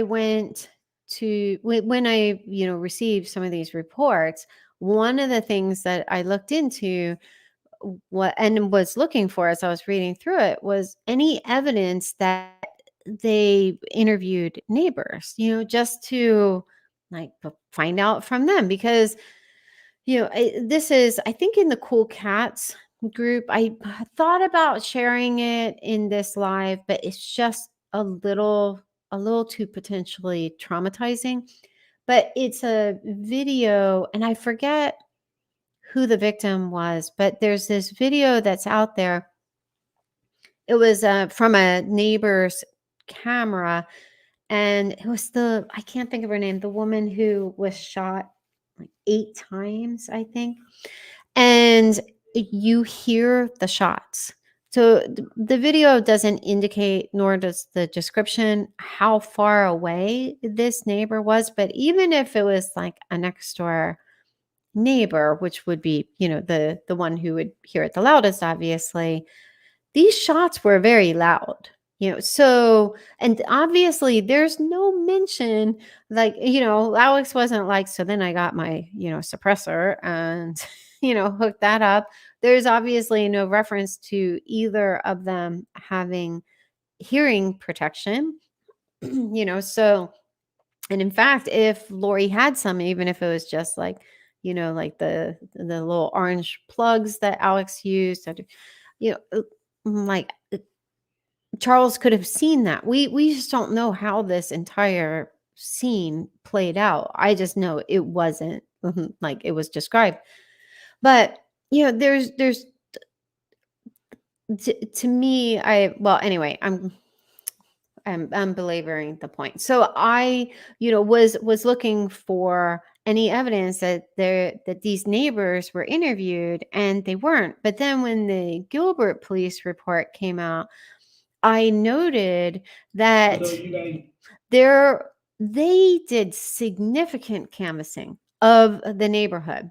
In fact, when I searched for the word neighbor, which doesn't even pull up all of the searches, I was just, this was probably like 25 minutes before the live, but just searching for neighbor, like, so I didn't search for residents or anything like that, but just searching for the word neighbor, there were 26 pages of results. and the pages looked a lot like this. I'm not going to read it, but it's just like, I attempted to contact the residents at, this address, East Fairview Street, and this address, and this address. And they really did their due diligence in canvassing the neighborhood. And the reason I'm making this point, I mean, Gilbert Police certainly made their mistakes, but it's, not, yeah. I'm really focused on Chandler Police here, but when I saw their efforts and saw how many references there were, I was that much more convinced. I'm not being unreasonable here. Like this was a shooting. This canvassing should have been done, and not only just to interview the neighbor who volunteered, and there was also another woman who was seen with Lori when they were standing by the car. It appears from, and again, the only thing that's redacted in the Gilbert police report is their exact street address. So, and obviously, any identifying information, not even identifying information, because they have their names for the ones they contacted, but like phone numbers and things like that. So those things are redacted, but it's not like they were like, oh, this is privileged information, we better not include this in the police report, or we better redact these entire pages. So yeah, I suspect that they didn't interview neighbors. Okay, last point. Even Adam said that they, meaning Lori and Alex, murdered Charles. And we'll listen to that again. I mean, again, because I played this in the live about Adam. And if you're interested in watching that, that can be found at bit.ly, Adam, friend, foe. The title of that was Adam Cox, friend or foe, because there are some issues with some of his accounts that I dive into. Okay. My brother and sister, I love them with all my heart. But I'm telling you, there's something wrong about Lori and Alex, this belief that they have. And my theory is that Lori and Alex got together and that they shot him. I don't even think there was a fight or anything. Detectives will not have much time to process this information. Lori is packing up and heading to Idaho to land husband number 5. Okay, so and I strongly disagree with. Whoops, excuse me. I strongly disagree with the statement that they wouldn't have much time to process this information, because Detective Moffat talked to Adam on, I believe it was August 9th. So his wife reached out to Detective Moffat via email on August 8th. So almost a month after Charles was shot, which I addressed that in this particular live. In fact, this was the first live I did. But it would be another 2 weeks before they would actually head out, so they still had plenty of time. But here you have Lori and Alex's own brother saying they murdered him, like this was planned. He believed that this was planned, and still, it's still obviously Chandler was like, yeah, no, nope, still no probable cause. All right, so in my opinion, they never took their shot. It's like it almost reminds me of people in the South who, like will say, I'm fixing to do something. That might be a Texas thing. I'm not exactly sure. I've never lived in Texas, but I have had friends who have had the habit of saying that, and it's just really funny. But it's just like, you're never doing something, you're like always fixing to do something. And that's what it seemed like. That's the mode that Chandler was stuck in. Like they were just fixing to take their shot, but they never took it. And here there's this short note where it says, on multiple dates, and I don't know who was right. You don't know, or at least you don't always know who's writing each section of the report. They're just all kind of stitched together into one 1,100-page report. But it says, on multiple dates, I attempted to see if Lori was still at the house on Four Peaks by driving by. On each trip, there were no vehicles present and no one was seen coming or going. I also did the same with Alexander Cox's residence in Santam Valley with the same results. So it's just like they're noting, like, I mean, okay, so we did drop by, but it's just like, why is this even included? Is this just like CYA mode? Like I'm just kind of slipping it, and I'm not questioning that this particular detective stopped by, but it's just like, well, you can just like get a warrant and arrest someone, and they don't have to answer the door when you knock. Like it gives you some teeth. It gives you alligator level teeth, to arrest them.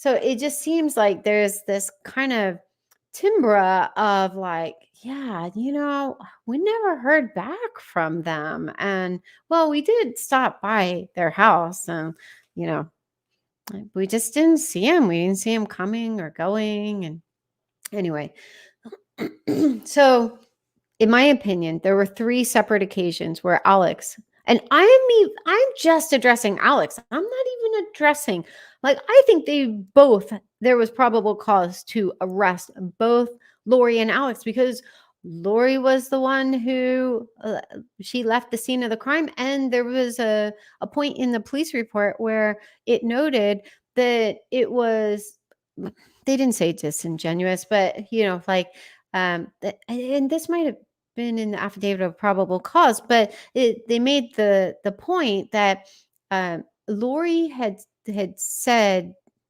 she was, oh yeah, she was she believed that Charles was going to shoot her. So, she is supposedly in fear of her life, but then she leaves the house with her estranged husband supposedly wielding a bat, and she doesn't call 911.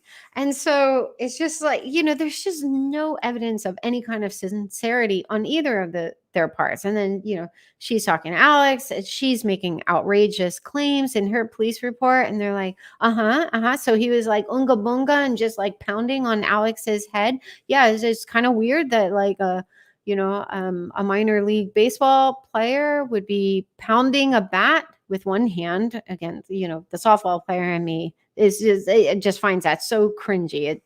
But with, he's like pounding on Alex's head, and all he comes away with is this small cut on the back of his head, and so I think that they had probable cause to arrest both of them, but I decided, okay, I'm just going to focus on Alex. So they had up to August 31st. That's when they left for Rexburg. Now, obviously, they could have still had him arrested even after that, but I'm making the point 3 times he could have easily been arrested, and there may be more.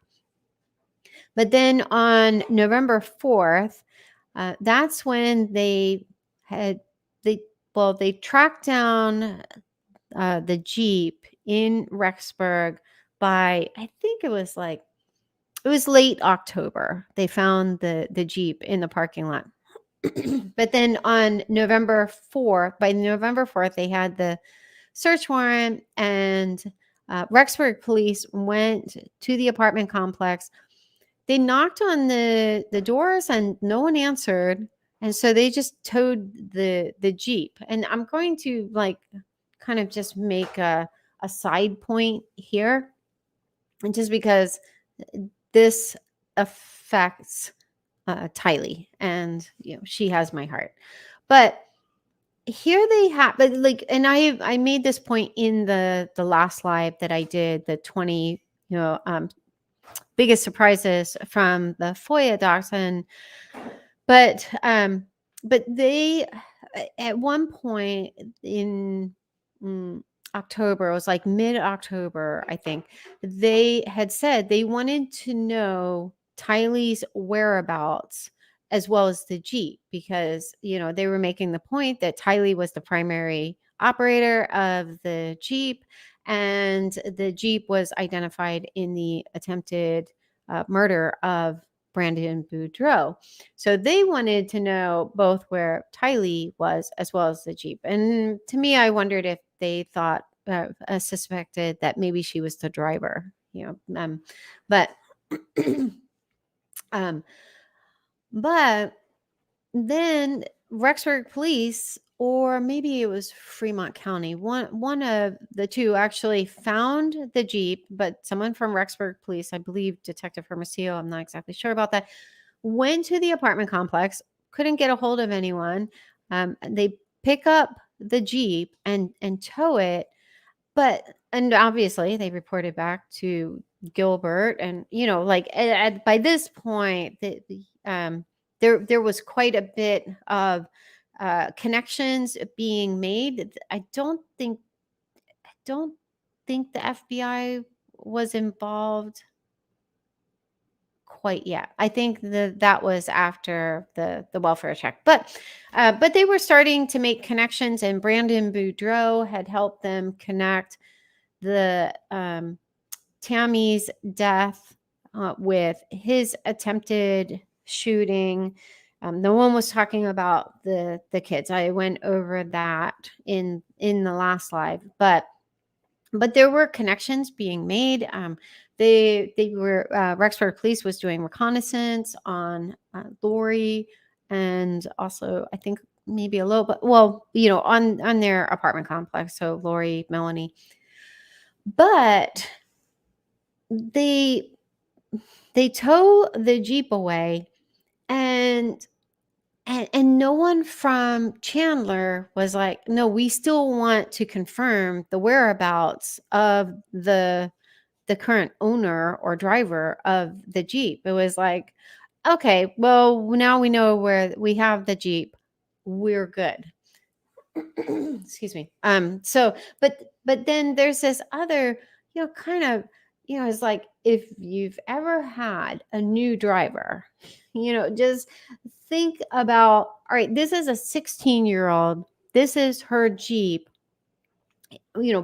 operating under the assumption that she's alive, because no one is questioning if she's dead at this point. No one was like, yeah, I've already made that point. So, operating under the assumption that she's alive, what 16-year-old is going to come home and be like, huh, weird, my Jeep, it just disappeared, and not like call it in or someone else call it in.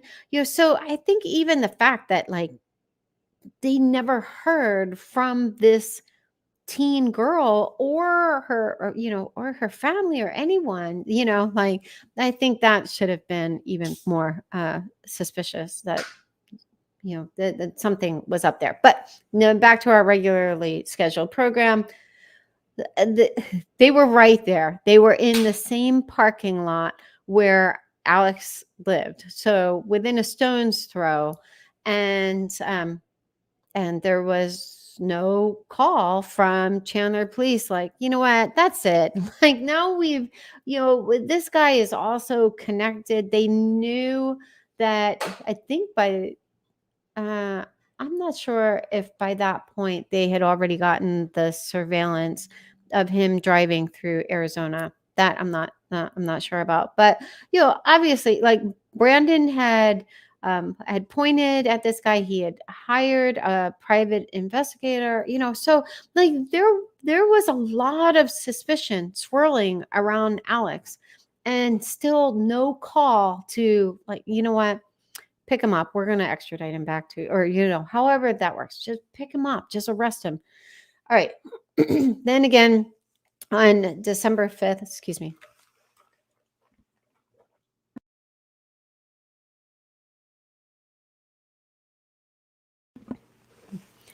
I have to build in more water breaks here.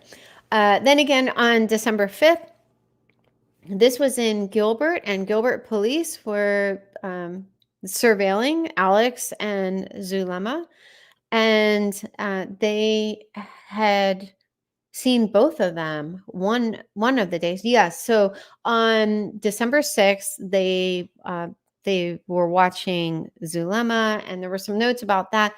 But then that email referenced that the day before they had spotted a couple who looked like Alex and Zulema and drove Alex's truck. So they were right there. There was surveillance. And I also, I went over this in the last live, but there's this kind of mystery within a mystery of, there's a reference in, I believe it was the Gilbert police report that was released, that there were these 3 trash cans that they just kind of showed up. There's no reference to how they showed up. I mean, obviously it can be redacted, but they were at the police station, and a detective or, police officer was called in to help go through it. And a brush was retained as evidence, and then there were pictures of the trash. And I suspect that these weren't actual trash cans, because there aren't any references to search warrants that were unaccounted for, unless they just really got clever with their redactions. But also, even when they show up at Zulema's, like, yeah, I mean, because I question if this if these trash cans were from Alex and Zulema's, but I suspect that they were most likely trash bags that were left out. And, once it's left out on the curb, they don't need a search warrant for that. But if so, that would be one more time. And I think that occurred it was maybe 2 days before before Alex woke up dead. So I mean, it's we're again we're that one's a little iffier because I'm operating under some assumptions.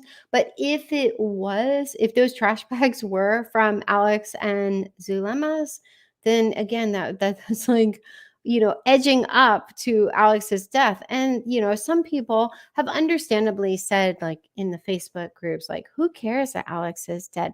Well, I do, not because I have any feelings about Alex one way or the other, but if he had been arrested, well, one, if he had been arrested before and I'm not saying that it's Chandler Police's fault that the kids were murdered. I'm not saying that.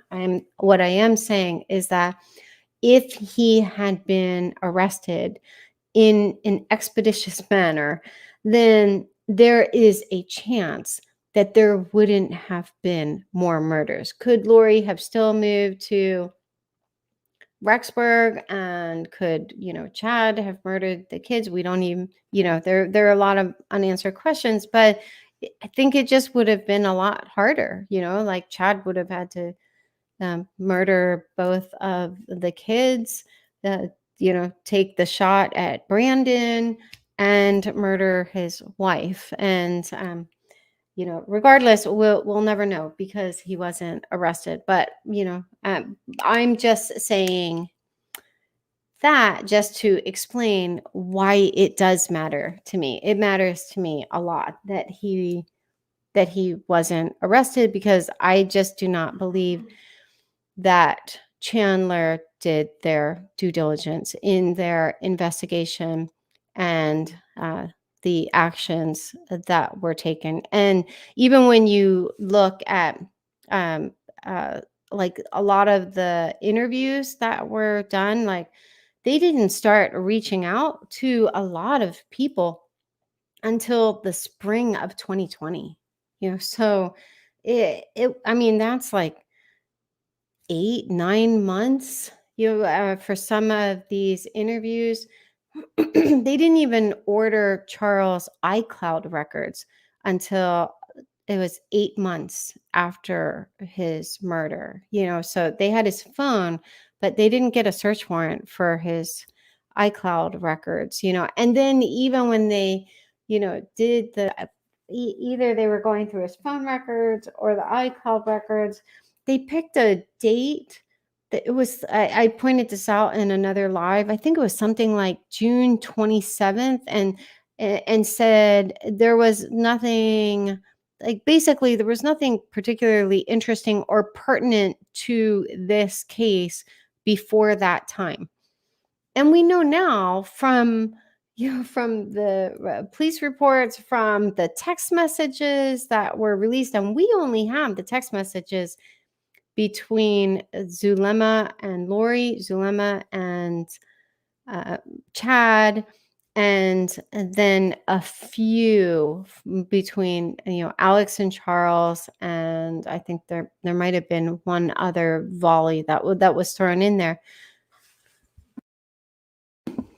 But definitely not, I mean, so it's not even comprehensive, but even from what we have, there was a lot going on. They were actively, thinking that they had the power to murder Charles with their, powers by, praying all of these castings, and and Lori and Zulema trying to run him off the road with their powers and calling storms and stuff. So obviously I take umbrage at their claim that, well, yeah, I mean, we have these phone records, but trust me, there was nothing interesting before, the week before he was murdered. But anyway, okay. If you would like to get a copy of the Google Slides file, you can go to bit.ly/Alex arrested. And now I will open it up for Q&A. Again, like I said, that was thick and chewy.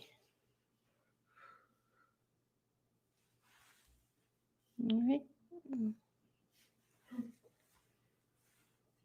Stop screen. Okay. All right. So, again, just a few little ground rules. This isn't a rule, but the rule is please keep your questions restricted in scope to the topic that this live addressed, and please be respectful of other people in the chat, because I'll be scanning through the chat. And one thing that you can do to make your question stand out is put the word question in all caps, because there's a lot of back and forth and chit chat, and I want to be able to skip to any questions. We'll spend a little bit of time doing Q&A, and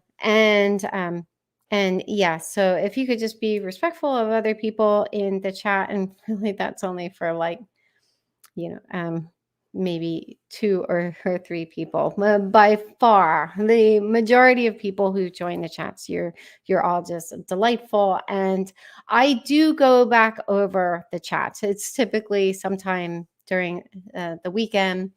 And I may not read everything, but one, it gives me ideas of things to potentially follow up on in the group. Excuse me. But then also, some of you are terribly clever. You're very funny. And yeah, so it just, I like reading the, kind of the back and forth. So the majority of the chat is just like people hanging out and, and chatting about the live. But sometimes we have people get I'm not trying to assign motives, but it appears pull the chat in an entirely different direction by either making kind of inflammatory statements or just just so let's just try to keep the chat at this point to Q&A. All right. Okay, so all right. Was the bat completely wiped clean, no print or blood? So I believe there was no mention of blood. There were, I believe there was a mention of smudge fingerprints or something that they thought looked like fingerprints, and they were in specific places. And I actually shared a post about this in Cool Cats. I included all the screenshots and stuff. Excuse me. So you can see where it was like a Rawlings bat, and it was by two letters, but they said it was inconclusive.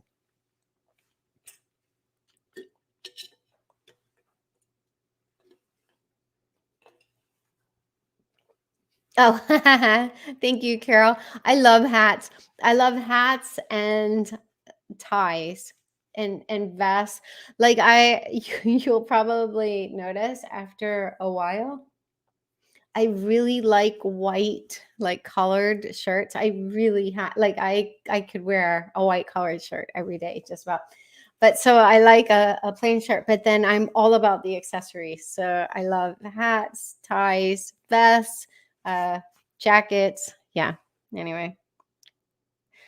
Okay. Nettie, question. Why TF wasn't Alex arrested? That's an excellent question.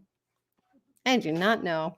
I am absolutely baffled. And really, I had questions about the the actual murder scene, but it wasn't until I started preparing for this live that I was like, don't do it, don't do it. You don't have this kind of time. I'm like in this data science program, and because I want to pick up these skills for when I have access to all the records, I want to data science the crap out of those records. So I have like all this homework that I haven't done and stuff, and I'm like, just don't do it. Remember the steps, mate.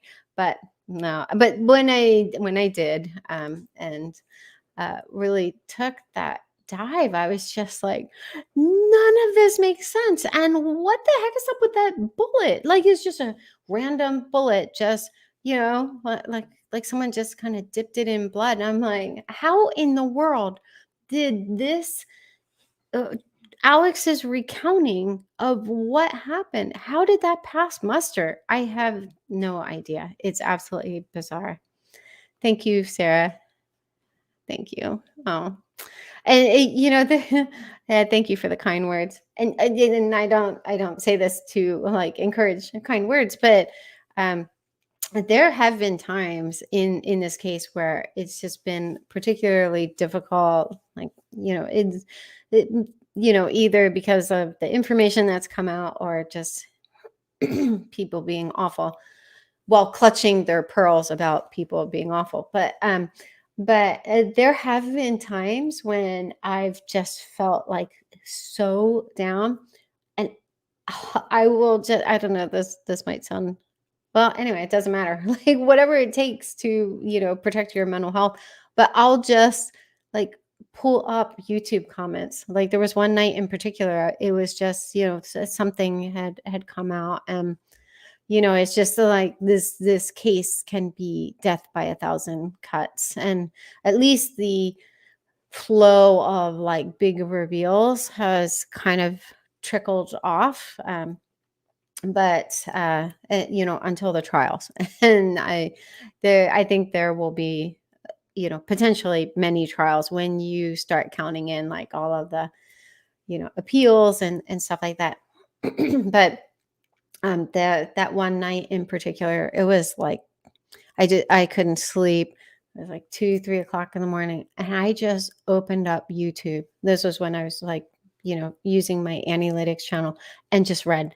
And like I don't know, if maybe read for 20 minutes or something, and and then I just like was able to calm down enough to get to sleep. So I'm not saying that it's definitely not a pity play. I've already explained that I am a bit of a Rain Man myself, and the combination of my personality and background, I really don't have a processing mechanism for pity. But so it's not that. I'm just saying like they do have an impact. But okay. Karina asked, well, let me read it first because there have been some red herrings.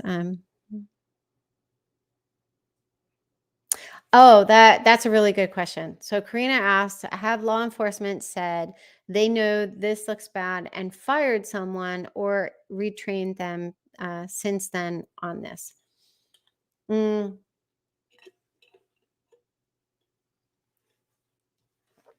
Not exactly, but the only thing that comes somewhat close, and I don't want to look too much into it. I'm just saying that this correlates, but Detective Moffat was taken off the case.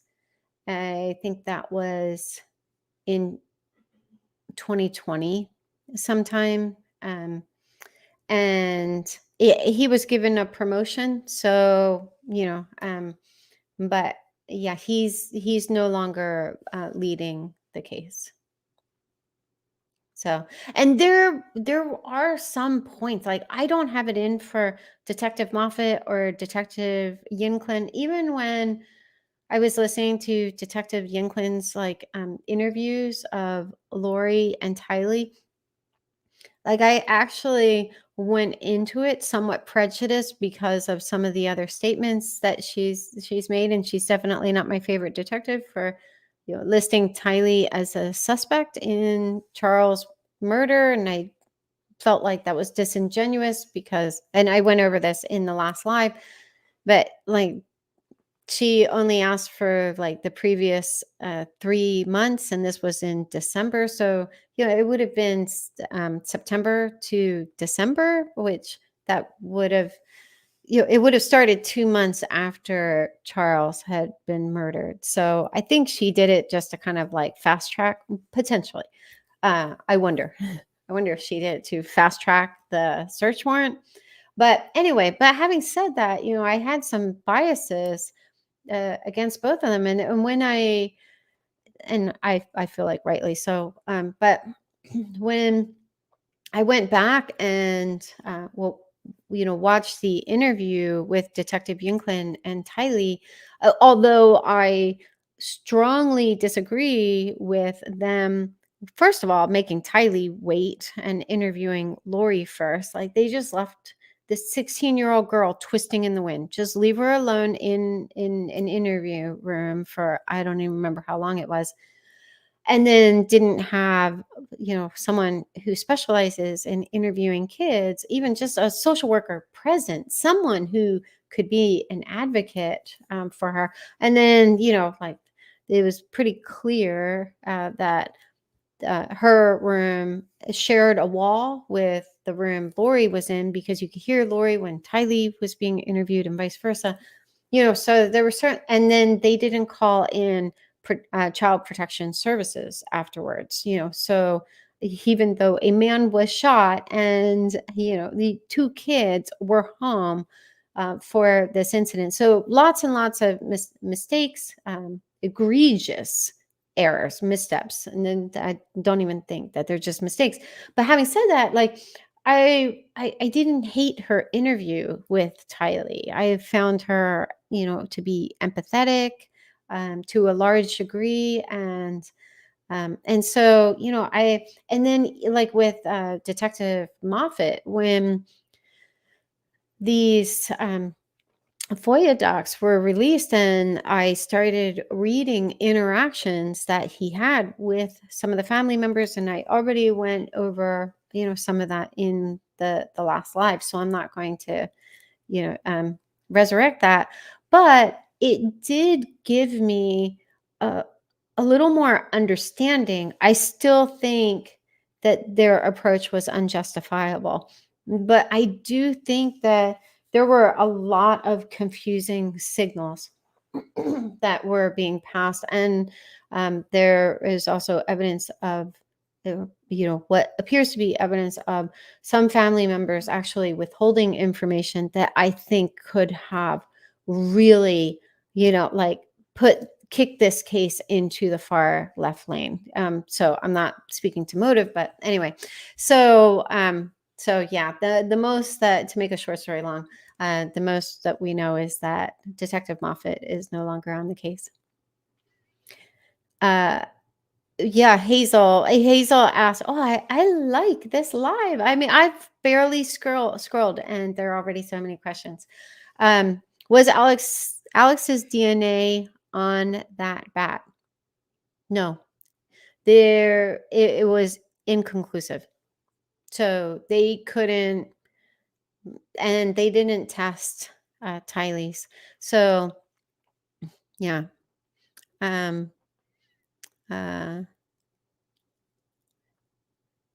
Yeah, Stella, she asked if I'm suing for wrongful death of Joe. I think that would be nearly impossible because they've never done an investigation. So, I mean, yeah. And at this point, yeah, I don't even know how many digital records could even be retrieved at this point. But,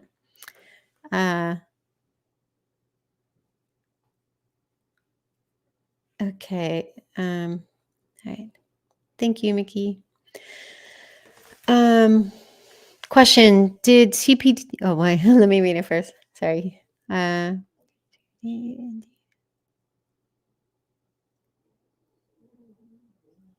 Yeah, Kathleen. So yes, according to the police report, they did walk Alex, or they had Alex walk them through the scene, and he even like drew a diagram. So like, and I mentioned in the live, like that wasn't included in the FOIA docs. But that would have been really helpful, because then I could have like, I would have had a better idea of where he was claiming that Charles was. I don't even, yeah. Anyway, so yes, he did walk them through the crime scene. Now, I do take issue with the fact that, that Lori was like, "Oh, would totes love to, but I have to go pick up JJ." And they're like, "Well, okay. I mean, we would have loved to have, interviewed you two on the scene, but yeah, you go do you." Like, she had family in the area. She talked about having family in the area, like, yeah, I like, they could have at least had her come back. Like, okay, well, you know, like, can Tylee watch JJ? But whatever it takes, like, you need to come back and walk us through. And they needed to interview them separately, because like I think it just would have been that much more compelling, because their testimonies were already so very different. I mean, from major details like, were Lori and the kids there when Charles was shot, to more minor, but still, adding to this cumulative, indicator of deception, over details like, well, how many times you know, um, did Charles actually hit? I mean, yeah, Charles actually hit Alex, and things like that. So, uh, excuse me.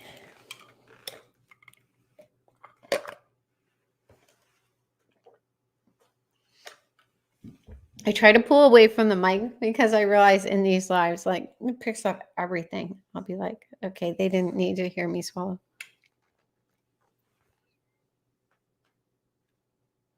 Okay,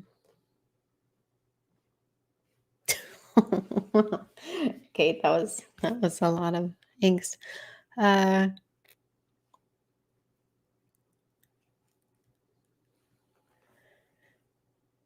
Okay.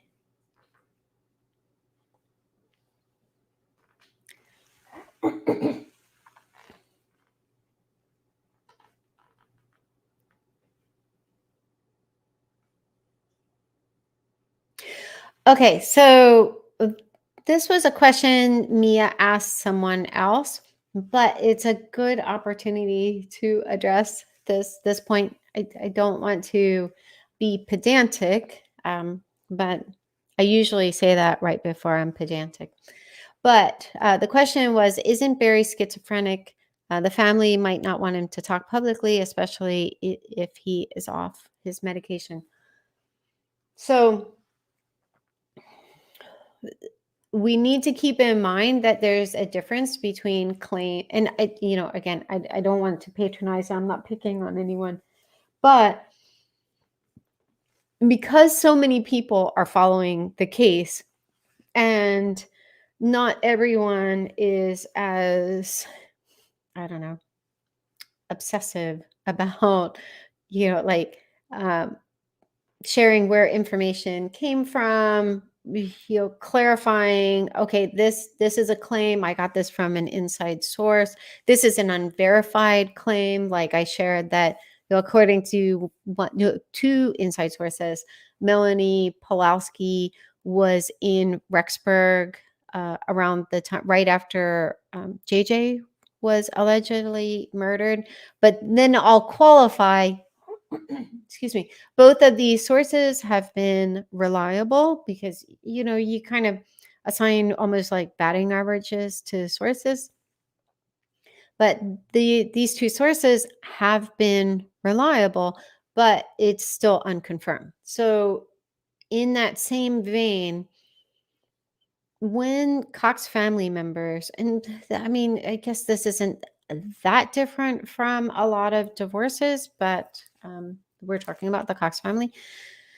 But in particular, when Cox family members divorce, it's like they go for the jugular. Like, it's not like, well, we had irreconcilable differences, but I want to, support the role that the child's father, or whatever, had in their life. I mean, it is like, you know, he's gay, he's on drugs. I mean, one time, one of these days, I am going to do a live about just all the absolutely batshit crazy stuff Melanie Pulowski has said. I've shared a lot of it in the group, but like there was the one screenshot about how like she was convinced that Brandon was gay and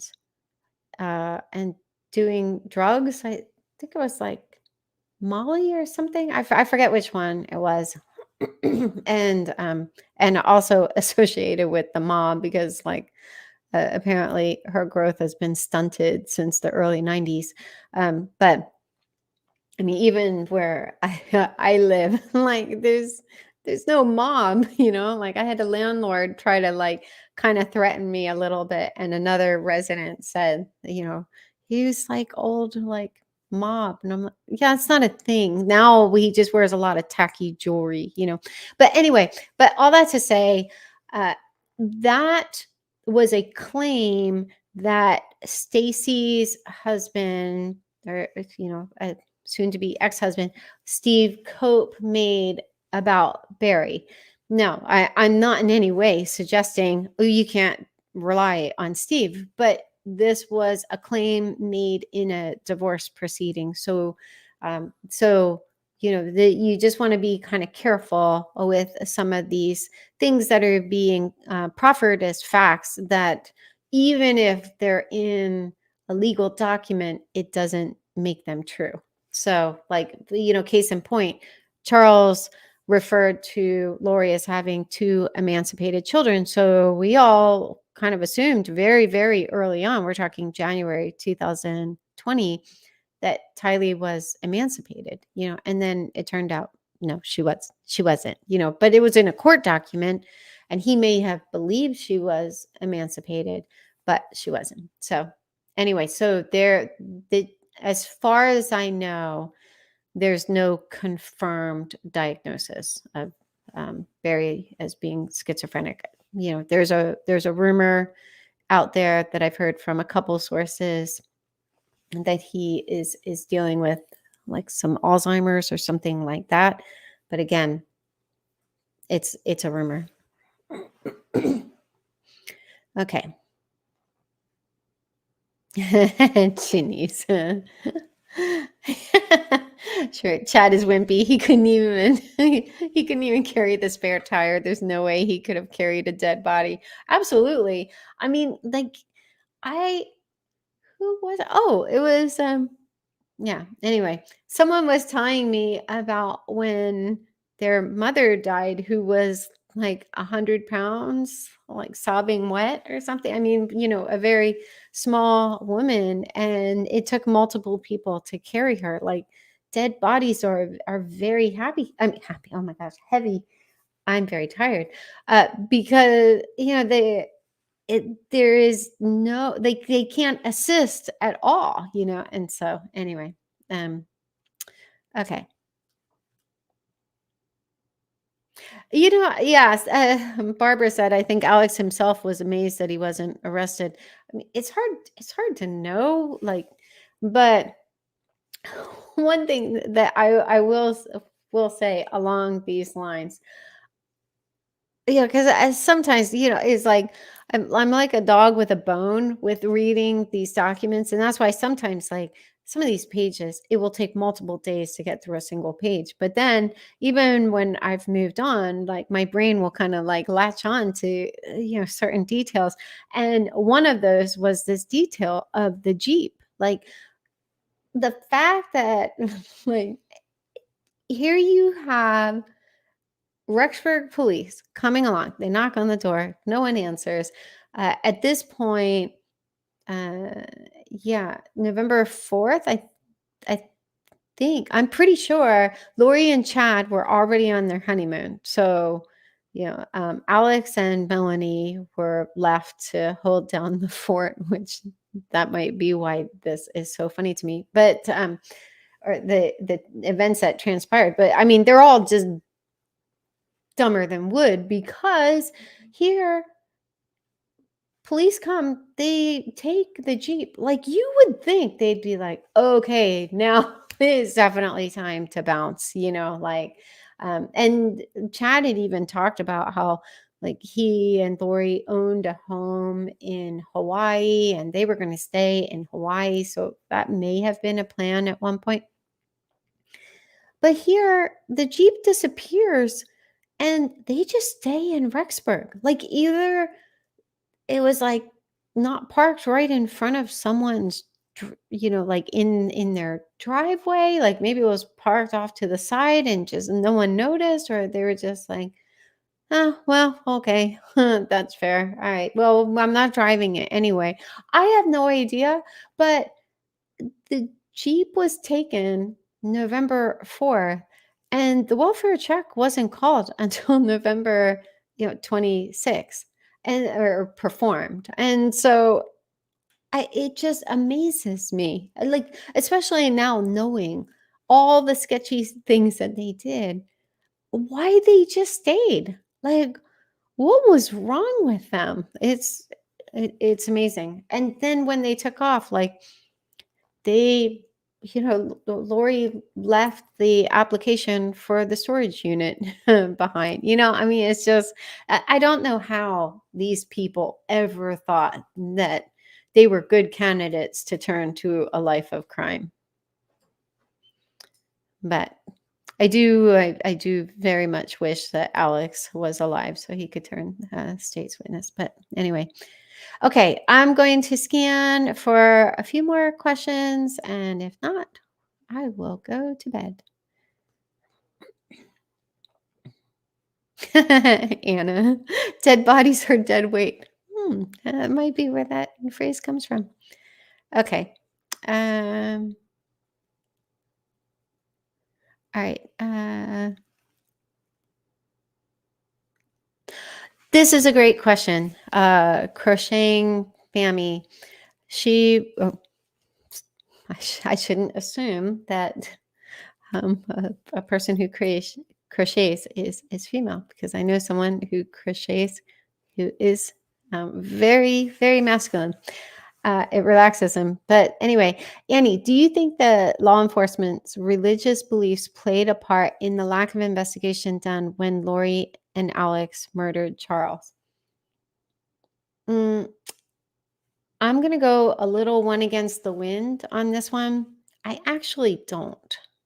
I know that a lot of people wonder if Jason Mao called in some kind of favor, and that might have played a role, but I don't see evidence that. I mean, Phoenix is a pretty large city, and where they were living, I've been told, does have a higher concentration of LDS members, but I just haven't seen anything that indicates that. And, but then you have a Rexburg police where I don't know. I've heard and read that Rexburg is somewhere around 97-98% LDS.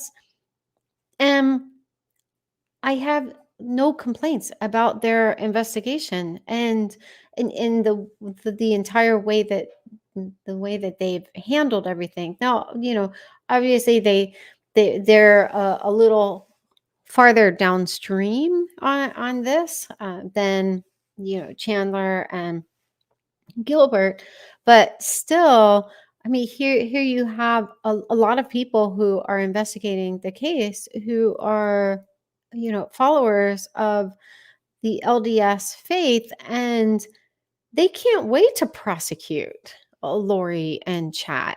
So I just I I tend to lean more toward the fact that, like, I think the Cox family is very experienced in relying on beauty and charm and lots of gaslighting. And Lori will say something so confidently with such, like, just such animus and conviction, and while smiling and laughing, but then also can really play the proverbial victim.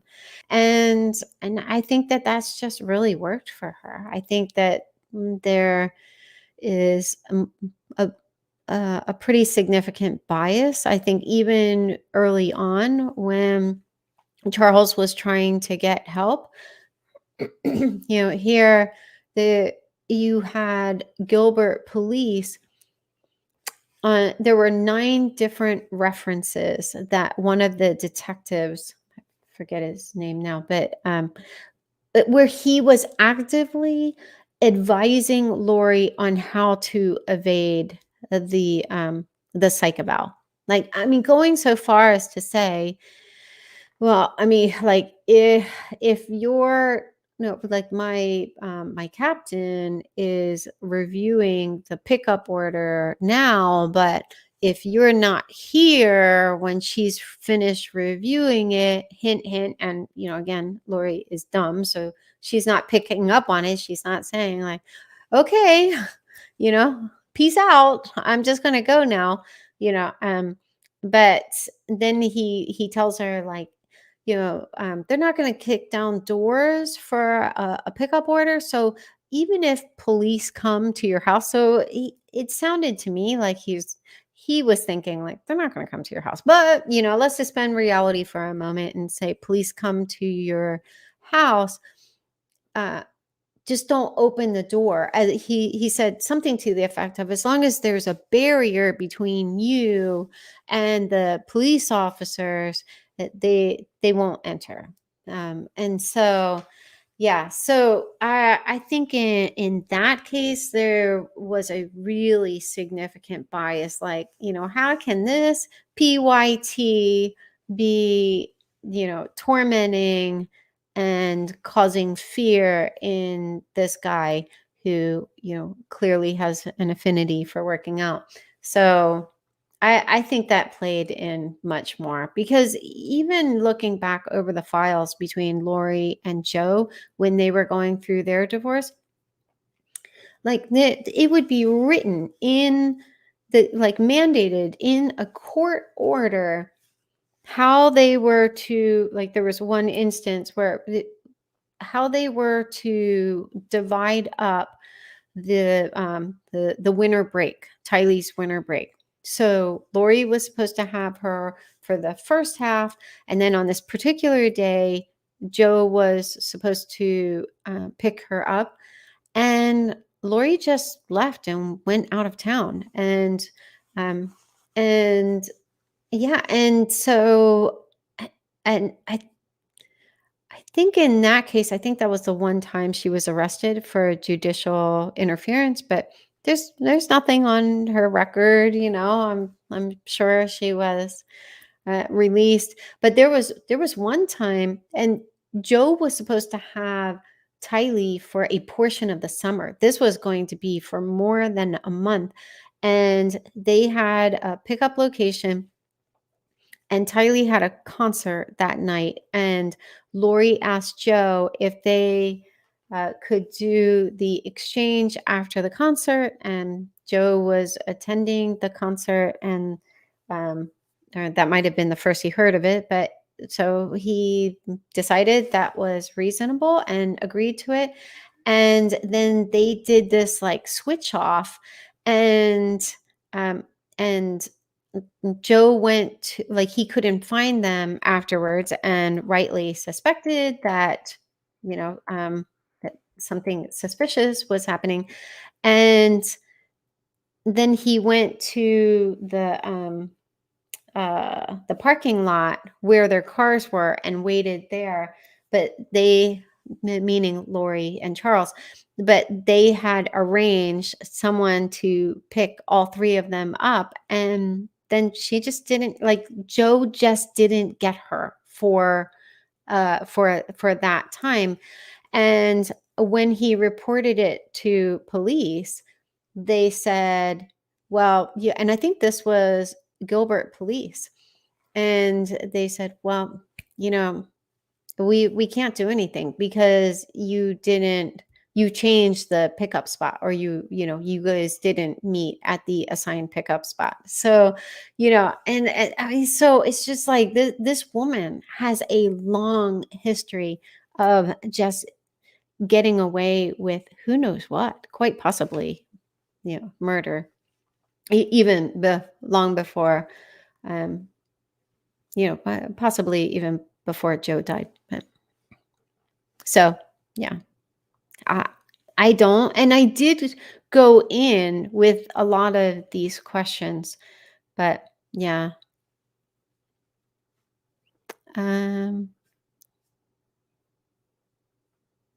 Oh, thank you, Carol. That was very, very sweet. Okay, I'll look and see if there's one more question, and then I need my beauty sleep. Oh, Cynthia. Yeah. Cynthia said, OMG, the trials will be mind-blowing. I absolutely believe that, because I've made this point in several lives now, but Idaho doesn't have to release documents ahead of the trials, which I'm actually really glad for, because I need the break. This is my break, but I need a break from new information coming in. But by the time we start hitting these trials and then get access to more of this public information, and then after, and I'm thinking there are probably going to be 2 trials in Idaho at this point, unfortunately, but hopefully one, but there could be 2 trials in Idaho, and then Lori will be extradited to, Phoenix to stand trial there. And, there's still a big question mark about, like, is Brandon ever going to get any kind of justice? Like that's a whole nother thing. But, Matt. All right. Okay. Audrey, you will be my last question. She said, several people knew Alex was a threat. Did any of them contact Chandler PD? Did Chandler PD contact any of Charles' family or friends? So, at least, obviously from the records that have been released, not very many of Charles' family members called in terms of, like, the Vallow family. And I know even when Detective Moffat talked to, I'm pretty sure it was Bobby. His interview was one of my favorites. Is so sincere. There's one part where he says Charles was a good man, and it just really rips your heart out of your chest. but um uh um detective I'm sorry, Kay told Detective Moffat after the interview that that he runs things by her first. So I think that Kay was for the most part the appointed spokesperson who was working with Detective Moffat, and she definitely voiced concerns about Alex. So did Cheryl. Cheryl, and I think I mentioned this in another live. Cheryl was Charles' ex-wife, second wife, and she was the only one who I've read that called Detective Moffat out because, I'm reading like all of this, like all these, rainbows, like, thank you so much for all you're doing. And I'm reading through, these emails, and it's like, oh no, we didn't run gunshot residue testing. Oh no, Alex was allowed to, carry a gun, and, we just don't have probable cause. And, it's just like everything, uh, it, yeah. I wasn't impressed, like even just the 2-month delay in processing a bat. Not that I am, have any experience with processing a crime scene, but there just didn't seem to be like a really high level of urgency. And Cheryl was the only person who called him out, and she called him out hard. She said something to the effect of, "You looked my son in the eyes," and like basically, said like you would fight for justice, or it was something of that impact. But she was really frustrated by the investigation, and when I read that, I was like, "You go, girl." But anyway, so everyone, not everyone, that's a superlative, but people consistently stated that Alex was a concern. But I think where things broke down was in actually following their movements when they moved up to Rexburg. So I think that's where I just, maybe there was information communicated over phone that, that wouldn't necessarily be recorded in these documents. But Detective Moffat actually said, well, no, I take that back. We don't know who the detective was who was writing this part of the report, but whoever it was, they said that they had just, and I'm actually, no, I take that back. I think it's pretty safe to assume it was Detective Moffat, because whoever it was, they were coordinating with Detective Ryan Pillar from Gilbert and someone else from Rexburg. So, so whoever it was like a point person in the investigation. But whoever it was said that they didn't find out that Alex and Lori had moved to Rexburg until quite a while after Brandon was shot. So Brandon was shot at on October 2nd. And I think he said, or they said much later, or something to that effect. And I think, again, like I read that, I was just like, who do you believe? Because we know from Kay's interview, this goes back to the first 2020 interview that came out, that she had found out where Lori and Alex, or where Lori was living, and just didn't have the apartment number. So she knew, judging by just not having the apartment number, that would place her in Rexburg, Idaho. But just not the apartment number. But there's no email where she's like asking for Detective Moffat to get an apartment number.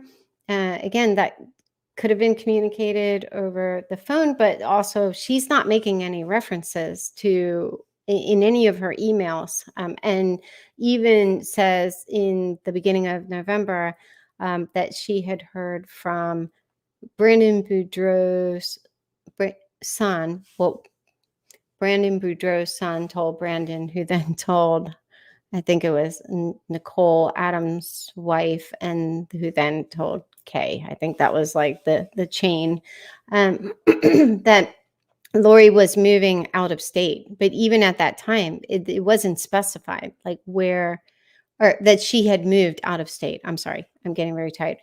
That Lori had moved out of state. And Kay was upset about this, but even in that email, she didn't indicate that, that she suspected she was in Idaho, to my memory.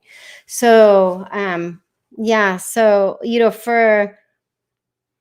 I just don't know where that breakdown occurred, because I was really surprised, given the volume of email between Kay and Detective Moffat, that she wouldn't have mentioned, and they were also regularly talking on the phone. So, it stands to reason that she would have at some point mentioned, hey, I don't have Lori's apartment number, but I know that she's in Rexburg.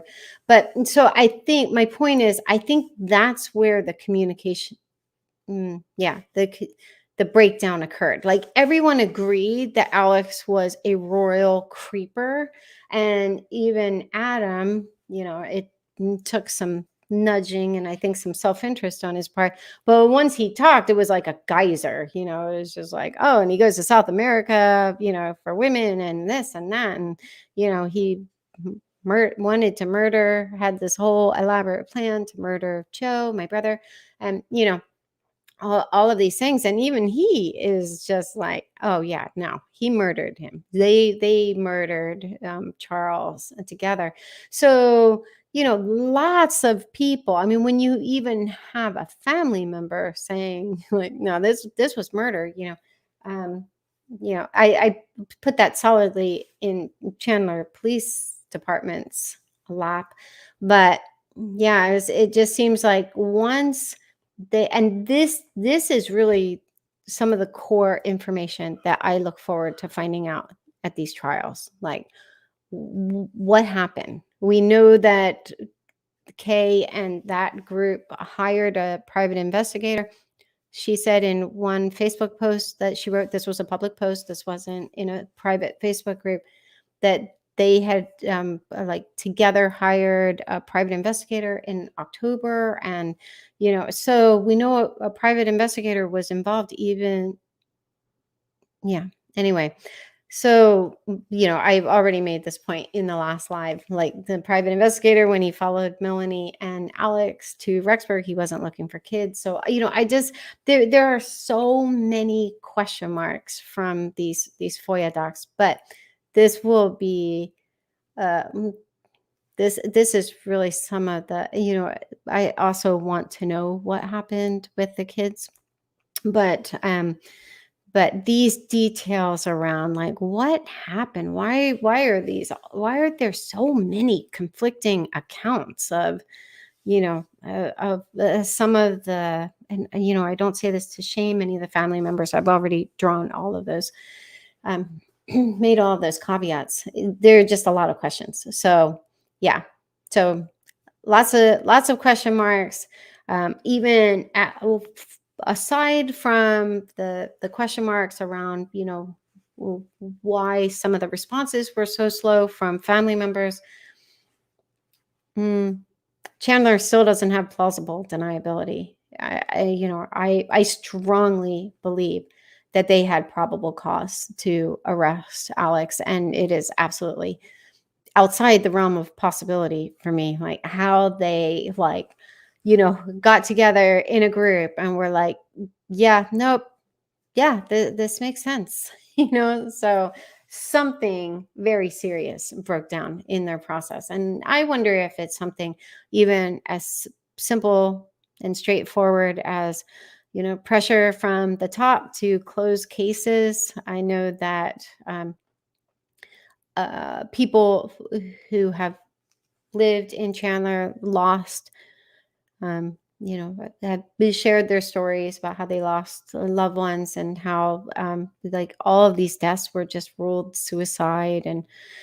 And someone had shared that Chandler had inordinately high cases that were closed because of a suicide rating. I haven't researched any of that, because I really, really stay laser focused on this case, except for when I have to try to figure out, well, what does 157 decibels sound like? And, how powerful is this gun? Is it even possible that a gun could like go through Charles, cut through, 2 sections of his heart, and then change the trajectory and, hit a baseboard with no blood, and no blood anywhere along the way.